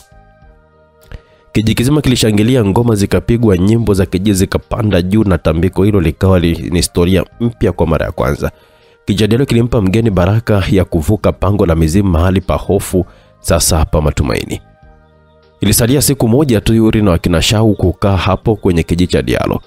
Asubuhi moja Shao alivaa nguo za Feri, ikiwa ni kawaida ya kuvaliana nguo. Wewe, samani vua nguo zangu. Feri kafoka akiwa anatoka chumbani kwake, alimuona Shao akiwa naye anatoka chumbani kwake. Seriously? Shao akamuuliza Feri kwa mshangao. Ndio vua. Shao akamtazama Feri kwa dakika 2 nzima bila kumpatia jibu. Ila alimuona kwamba hata yeye kavaa blouse yake. Hizo ni nguo ambazo alizinunua ile siku baada ya kuuza hereni zao. Shao hakuwa na mambo mengi, alitambua wivu wa Feri umezidi busara na hekima. Alirudi ndani kabadilisha, ila yeye hakumwambia vua nguo yake. Kama kawaida siku zote Yuli aligawa zamu kwa Feri na Shao. Siku iliyofuata asubuhi ndio ilikuwa siku ya safari. Kimsingi Shao alikuwa anaumizwa sana na hali ya kutokuelewana na rafiki yake. Japo kuna muda alikuwa anatamani kukomana ugomvi huo ili apambanie penzi lake. Maana naye pia alikuwa anampenda vibaya sana Yuli. Ila kwa hekima hakuona kama inafaa agombane na Feri kisa mwanaume. Shao ana busara sana na anapenda kuona rafiki yake anakuwa na furaha. Jioni moja aliamua kumuita Feri, wakaenda kuzungumza pembeni kwenye bustani tulivu ya kijiji. Jioni kijiji cha Diallo kilikuwa kimetulia, upepo laini ulikuwa unavuma kupitia miti iliyokuwa imesimama kwa utulivu, ukiburuta harufu ya maua ya poli yaliyokuwa yanachanua kando na bustani ndogo iliyokuwa katikati ya kijiji. Katika bustani Feri alikuwa amekaa peke yake kwenye benchi la mawe akitazama mbali bila kuona kitu. Moyo wake ulikuwa ni mzito, ulikuwa umejaa mchanganyiko wa upendo, wivu na huzuni sio kwa na majibu. Hakutaka kuonesha udhaifu wake, lakini jioni hiyo hakuweza tena kuvumilia. Macho yake yalikuwa yamejaa machozi, moyo wake ulikuwa unapiga kwa kasi, akijaribu kujielewa, je, huu ni upendo au ni uchovu wa safari, hofu na upweke uliomfanya ampende zaidi yule mwanaume aliyewalinda kila hatari. Sauti tulivu ilimvuta kutoka kwenye mawazo yake. Feri aligeuka taratibu. Alikuwa ni Shao, akiwa amevaa kanga nyepesi ya kijiji, macho yake yakiwa na huruma na utulivu wa ajabu. Aliketi pembeni yake, kimya kikatawala kwa muda, wakisikiliza upepo ukicheza na majani. Kisha Shao ameanza kwa sauti yake tulivu na hekima: rafiki yangu, tumetoka mbali. Tumezika marafiki wetu. Tumeona kifo kitukimbiza. Tumelala porini, tumekimbia risasi na damu. Hatukujua kama tutaishi, lakini tumefika hapa pamoja. Nilipoanza safari nilijua kitu kimoja: wewe ndiye ndugu niliyechagua mwenyewe, sio kwa damu ila kwa moyo. Feri kabaki kimya, macho yakiwa yanadondosha machozi kimya kimya. Shao kaendelea kwa upole: nimeona jinsi unavyomwangalia yule. Nimehisi maumivu yako kila anapolala kwangu. Najua Feri, najua ni ngumu, lakini kumbuka hakuna aliyetuuliza kama tunataka. Ni sheria ya kijiji hiki, sheria tulizokubali ili tuishi. sio chaguo letu. Ni njia kuendelea na safari. Feri akapumua kwa nguvu akijaribu kujibu, lakini sauti yake ikagoma. Lakini Shau, kila mara ninapomwona akiwa na wewe, moyo wangu unaumia sana. Najiuliza kama bado nina nafasi moyoni mwake. Shau alishika mkono wa Feri akamtizama moja kwa moja machoni. Rafiki yangu, hakuna ushindani hapa. Sote tumeteseka. Sote tumepoteza. Yuri hakutuchagua, tulichagua pamoja kuokoka. Na kama kuna upendo wote kati yetu, ni ule unaojengwa juu ya heshima na sio mashindano. Kisha akasema maneno yaliyopeja kama mwanga moyoni mwa Feri. Ukianza kumpenda mtu hadi ukamsahau rafiki yako, basi huo sio upendo tena. Ni kifungo cha roho. Mimi siwezi kumpoteza rafiki wangu wa damu na machozi kwa sababu ya mwanaume yeyote yule. Mimi na wewe tumeunganishwa na damu ya mateso na jasho la safari. Endelea kumpenda, ila isiwe sababu ya kuvunja urafiki wetu. Shau alifuta machozi ya Feri kwa kidole chake akasema kwa unyenyekevu, na Feri, ukifika wakati tutakapokuwa tumetoka kijiji hiki, mimi nitaweka kando igizo hili. Nitamwachia Yuri kwa sababu najua moyo wako unampenda zaidi. Mimi nitabaki kwa shemeji yake. Hicho ndicho ninachokitaka. Japo Shau alikuwa anampenda Yuri kuliko kula, ila aliamua kuchagua busara na amani.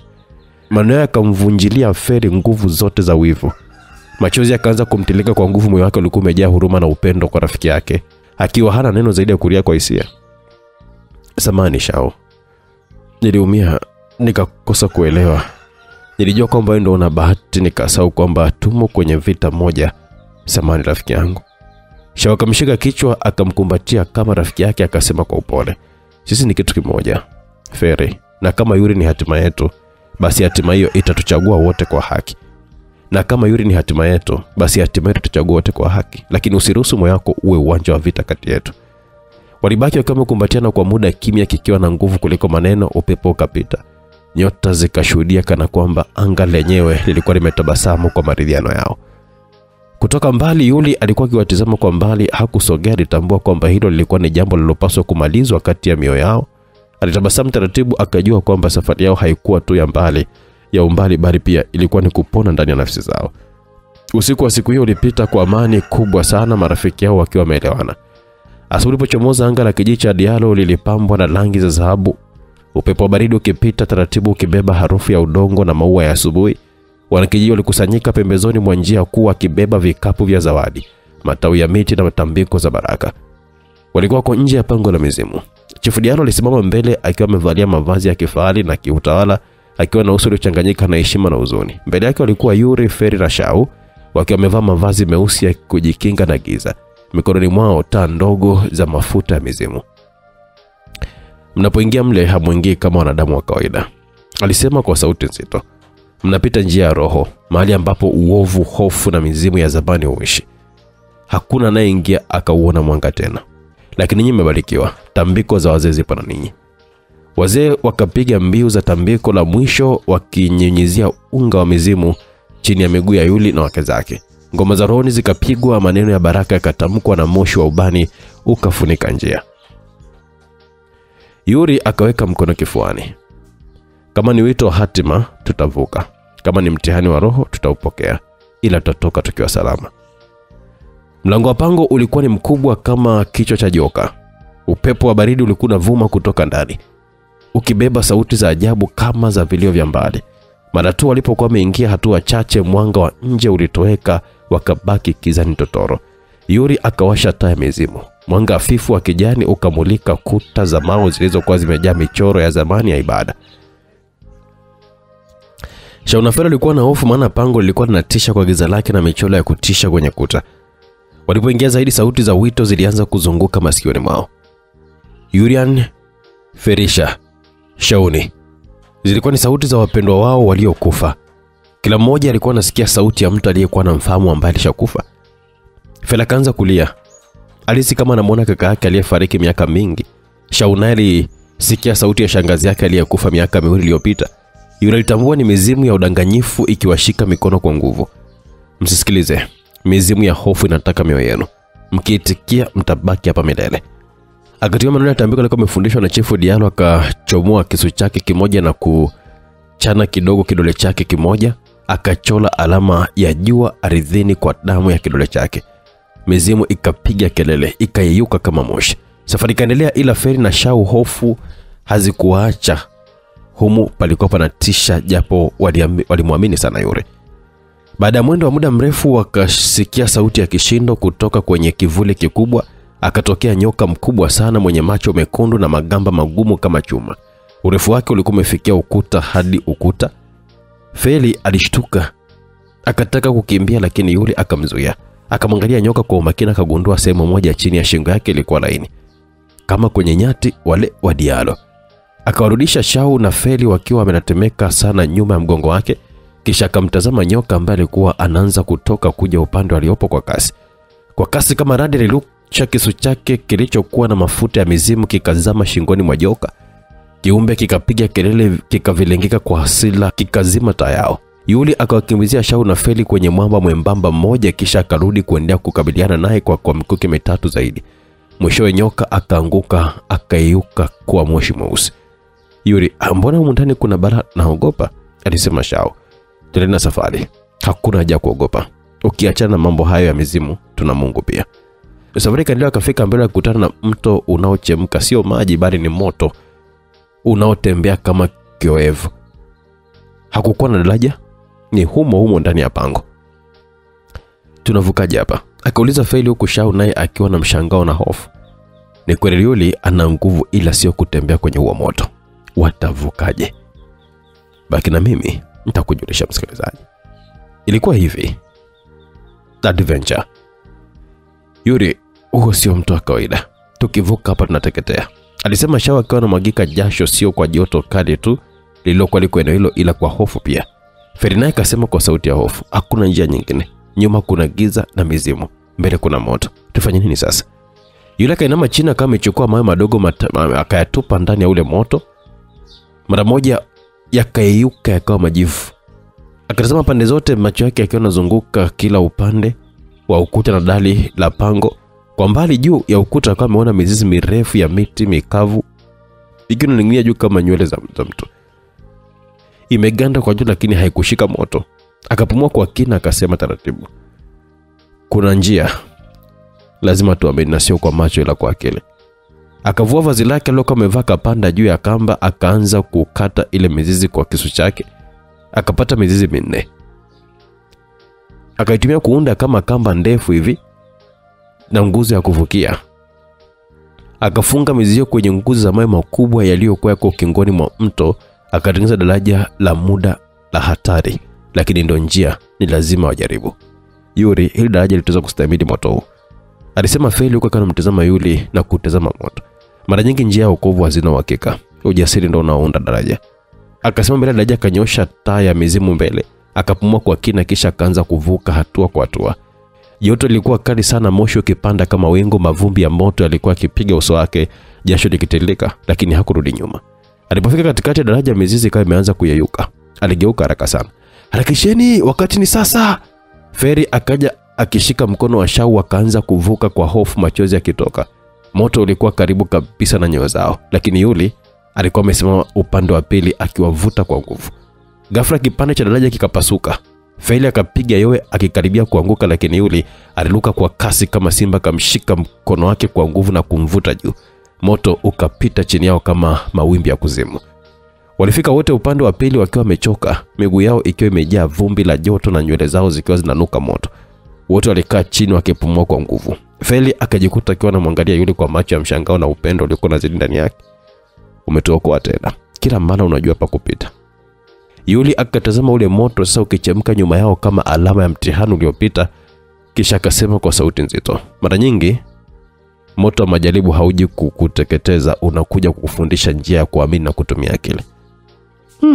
Kama tukifika salama, Yuli, wewe tutakulipa kwa kitu gani? Alisema Shao.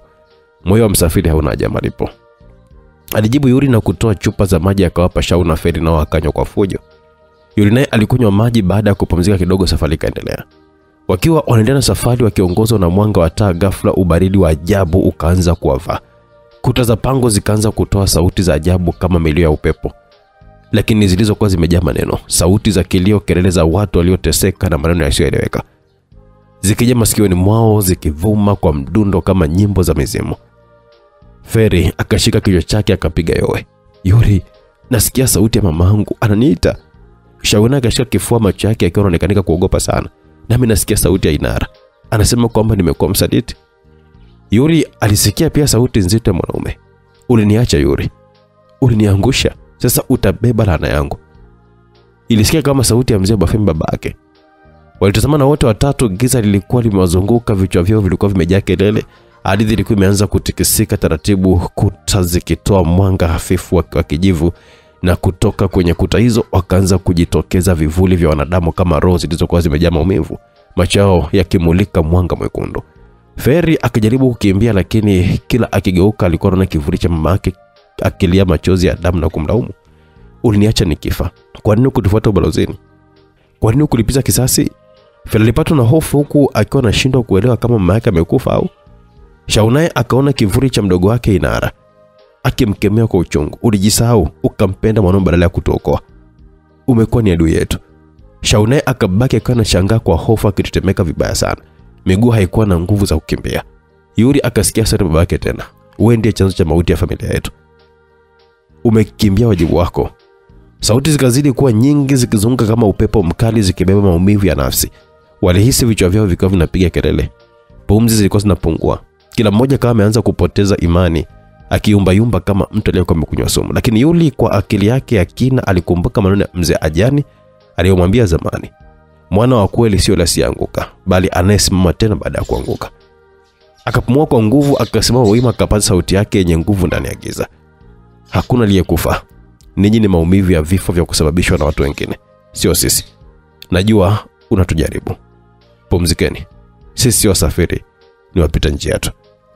Sauti hizo zikaanza kubadilika, zikipungua nguvu, zikipotea kama upepo unaotawanyika majangwani. Vivuli vyote vikayeyuka, sauti zikatoweka, hewa ikatulia, kuta za pango zikatoa mwanga wa dhahabu, zikionyesha njia mpya mbele yao, njia iliyonyooka na tulivu. Tumepita kwenye moto, hasa tumepita kwenye nafsi. Kilio cha ndani ndio kizuizi kikubwa kuliko wanyama wa giza. Wakatembea kwa mwanga wa dhahabu, kwa kijua kwamba wamevuka mtihani mwingine wa ajabu, mtihani wa sauti za roho, mtihani wa nafsi uliokusudiwa kuwajaribu kama kweli mioyo yao ni misafi. Ila ghafla giza likawa zito sana kama wingu la moshi. Walipoelekeza macho yao, waliona mlango mkubwa wa mawe umechorwa alama za kale na maandiko yasiyoeleweka. Juu yake maneno yake yalikuwa yanang'aa kwa rangi ya dhahabu. Hapa ni lango la majaribu ya nafsi. Asiyeshinda tamaa ataangamia. Feli akashika mkono wa Yule akasema kwa hofu, nina hofu Yuri. Kila sehemu tunayoingia ni mitihani mipya. Usiogope Feri. Hofu ni kivuli cha moyo usiokuwa na imani. Safari yetu ni kuijua nafsi na sio kuikimbia. Walipoanza kupita kwenye mlango huo, kila mmoja akaanza kujikuta katika ndoto ya kweli, ulimwengu wa kiroho unaotofautiana. Kila mmoja alikuwa amejaribiwa kulingana na udhaifu wake wa ndani. Feri aliingia kwenye chumba cha nuru chenye meza ya dhahabu na viti vya kifahari. Kwenye meza kulikuwa na pesa nyingi, vitu vya thamani, cheti cha kazi ya ndoto yake, na picha ya Yuli akiwa amekumbatiana na mwanamke mwingine. Sauti tamu ikimwambia, chukua mali hizi, utakuwa na ujasiri zaidi ya wote sayari. Sahau safari yako, sahau Yuri, sahau uchungu. Umekuja duniani kuishi na sio kuteseka. Feri alishika pete ya dhahabu, akaiangalia kwa muda, macho yake yakijaa machozi. Hata nikimiliki dunia bila amani ya nafsi nitabaki maskini. Akaweka pete chini, mwanga mkali ukamulika, sauti katoweka. Shauna alikuwa ameingizwa kwenye chumba cha bustani ya maua yenye harufu nzuri. Katikati kulikuwa kuna kiti cha kifarume, mwanamke mzee mwenye mavazi meupe, sura ya upole, sauti tamu ikisema, Shau, ulikuwa mrembo mwenye ndoto. Kwa nini unateseka kwa safari isiyokuwa na mwisho? Rudi, olewa na mwanaume wa ndoto zako. Ishi maisha ya raha, acha na mateso haya. Shau akatulia, macho yake yalikuwa yamejaa machozi, akamjibu kwa upole, mapenzi bila ukweli ni sumu. Safari yangu ni ya haki na moyo wangu umechagua ukweli kuliko raha. Ghafla bustani likayeyuka na giza likarudi na sauti ikatoweka. Yule alipofika alijikuta yupo kwenye kijiji cha kale kilichokuwa kimejaa watu waliokuwa wamepiga magoti mbele yake wakipiga kelele. Mtawala Yule, mfalme wa Bua, mtetezi wa dunia. Akaonyesha kiti cha enzi cha dhahabu, taji lenye almasi na jeshi kubwa likiwa linamsubiri. Sauti ya nguvu ikamwambia, kaa kwenye kiti hiki, utatawala mataifa, utapata kila kitu. Hii nafasi yako, acha safari yako isiyokuwa na maana. Yuri akafumba macho, moyo wake usikika ndani. Utawala bila haki ni utumwa wa nafsi. Sijazaliwa kuwa mfalme wa ardhi, nimezaliwa kuwa mtawala wa roho yangu. Akakataa kukaa kwenye kiti hicho, na mara giza likaunda kivuli kikubwa cha kiumbe mwenye pembe na macho mekundu, likamvamia kwa ghadhabu. Wewe ni nani kuikataa nafasi ya utawala? Utakufa maskini na chochote. Yule akachomoa kisu chake, lakini kabla hajashambulia akainua mkono wake wa kushoto juu ya kifua chake na kusema kwa sauti kuu, ufalme wangu ni moyo wangu, na moyo huu unatawaliwa na imani na hekima. Wewe huna nguvu juu ya nafsi huru. Mwanga mkali ukamulika kutoka moyoni mwa Yuri, ukagusa lile jini, likapiga ukelele mkubwa sana. Mwili wake ukayeyuka kama moshi. Baada ya muda mfupi mwanga wa dhahabu ukajaa tena. Feri na Shao wakajikuta wakiwa wamesimama upande wake Yuri. Wote walikuwa wamechoka, macho yao kuonyesha amani mpya. Kila moyo una tamaa, na kila tamaa ina kivuli chake. Mshindi wa kweli sio yule aliye na nguvu ya mikono, bali aliye na nguvu ya kusema hapana kwa tamaa ya nafsi, alisema Yuri. Shao na Feri wakaendelea kumtazama kama shujaa wao, wakiwa wamechoka hoi, hawana maneno ya kuzungumza. Safari hii walitembea sana, muda mrefu sana, hakuna aliyekuwa anahitaji kupumzika ndani ya pango hilo. Walijikuta wakiwa wanasimama mbele ya eneo la giza totoro lenye utulivu wa ajabu. Hakukuwa na upepo, hakukuwa na sauti, ni kimya kizito kilichoshika pumzi ya dunia. Ghadhabu ya giza ilibadilika na kuwa utulivu wa kutisha, na ghafla mbele yao ukaonekanika lango kubwa la jiwe limechongwa na umbo la moyo unaovuja damu. Juu yake kuliandikwa maandiko ya kale yaliyokuwa yanang'aa kama moto. Mlangoni pa mwisho, imani yenu itapimwa. Mmoja atapaswa kujitoa sadaka. Mara milango miwili kama jitokeza upande wa kulia na kushoto.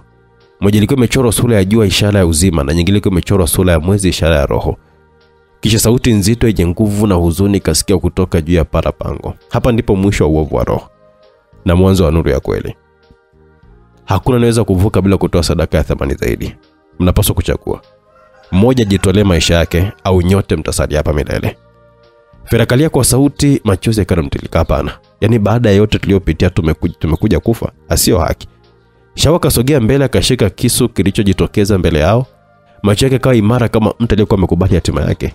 Mimi nitajitoa. Nilikuja duniani bila wito, lakini nimejifunza maana ya upendo, uaminifu na ujasiri. Kama sadaka yangu itafungua njia kwa Yuri na Feri, basi roho yangu itapata amani. Feri akamshika kwa nguvu akipiga kelele, hapana Shao, hautafanya hivyo. Wewe dadangu, rafiki yangu, siwezi kabisa kuacha ufe. Yuri akiwa kimya kwa muda mrefu, macho yake yalitazama juu, akapiga magoti mbele ya lango, akaweka visu vyake chini, akasema kwa sauti tulivu lakini nzito sana, msiwe na hofu, hakuna atakayekufa. Maana sadaka kubwa zaidi sio damu ya mwili, bali ni moyo ulio tayari kujitoa kwa ajili ya wengine. Kisha akaweka mikono yake kwenye moyo wake, akafunga macho. Mwanga mkali ukatoka ndani ya kifua chake, ukamulika ukuta mzima wa pango. Sauti ile nzito ikarudi tena, lakini sasa hivi ilikuwa ya upole zaidi. Yuri Obafemi, moyo wako umejifunza maana ya sadaka ya kweli. Umeonyesha upendo usiokuwa na ubinafsi, imani isiyokuwa na shaka, na ujasiri wa roho safi. Hakuna damu inayohitajika tena. Mlango wa mawe ukatingishika, ukapasuka vipande vipande, ukatoa mwanga mkali wa dhahabu ulioangazia wote watatu. Pumzi za baridi zikavuma, zikafuta jasho na hofu zao. Walipoanza kutembea kuelekea kwenye mwanga huo, waliweza kuona mandhari ya kijani, miti mikubwa na anga la asubuhi likiwa linawakaribisha. Wamefika upande wa pili wa pango, nchi ya Kisweta. Waliposimama nje ya pango, mwanga wa jua la asubuhi uliwapiga usoni. Walihisi kama wamezaliwa upya. Wote watatu walikaa chini kimya kwa muda mrefu, wakitafakari walichokipitia. Ina maana tumetembea asubuhi, mchana na usiku mzima? Tumeibukia nje asubuhi nyingine, alisema Yuri. Ndio, alijibu Shao. Feri akasema kwa sauti ya chini, tulizani safari hii ni ya mikono, kumbe ilikuwa ni ya roho. Shao akamjibu akitabasamu kwa macho yenye machozi, kila jaribu litufundisha sehemu ya nafsi zetu. Tumeshinda sio kwa nguvu ila kwa imani. Yuli akaangalia wote, akainua macho juu kwa utulivu.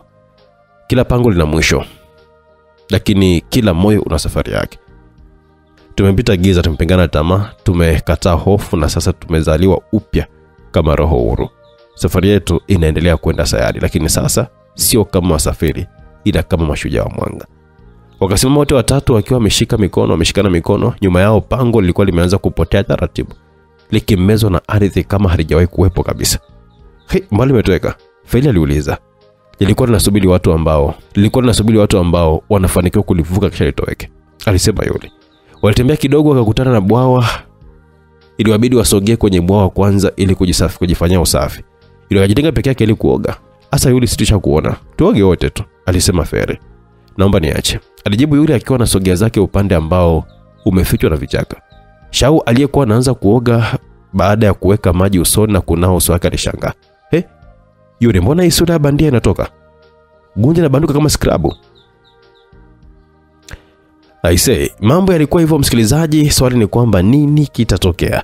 Mambo ndo kama hivyo. Gundi iliyokuwa kwenye sura zao imebanduka, kwa baada ya hapo anaweza kutembea na sura zao halisi. Maana kufuatiliwa kunaanza upya na mambo kama hayo. Mimi director ni msikilizaji, mtunzi ni Hussein Hesi Vumbi au mwite Hesi Hussein Vumbi kutoka hapa Simulizi Mix, na kuletea simulizi kwa utamu sana. Sehemu inayofuata inapatikana sasa hivi sehemu ya 4, 5 na kuendelea kupitia WhatsApp nambari 0677062012. Unataka kujua baada ya kuingia Kisoweto ilikuwaje? Bado na nchi 4 za kupita msikilizaji, wameshamaliza nchi 3, bado nchi 4 kufikisha nchi 7 na kuingia ndani ya sayari. Tuko na Moyo wa Msafiri msikilizaji, baada ya kumaliza Pango la Mizimu tunapita wapi tena na tunafanyaje? Tukutane katika sehemu inayofuata. Mimi nitakusimulia. Huna haja kusubiri kwa sababu inapatikana yote mpaka mwisho sasa hivi. Tukutane hapo katika sehemu ya 4 kuendelea.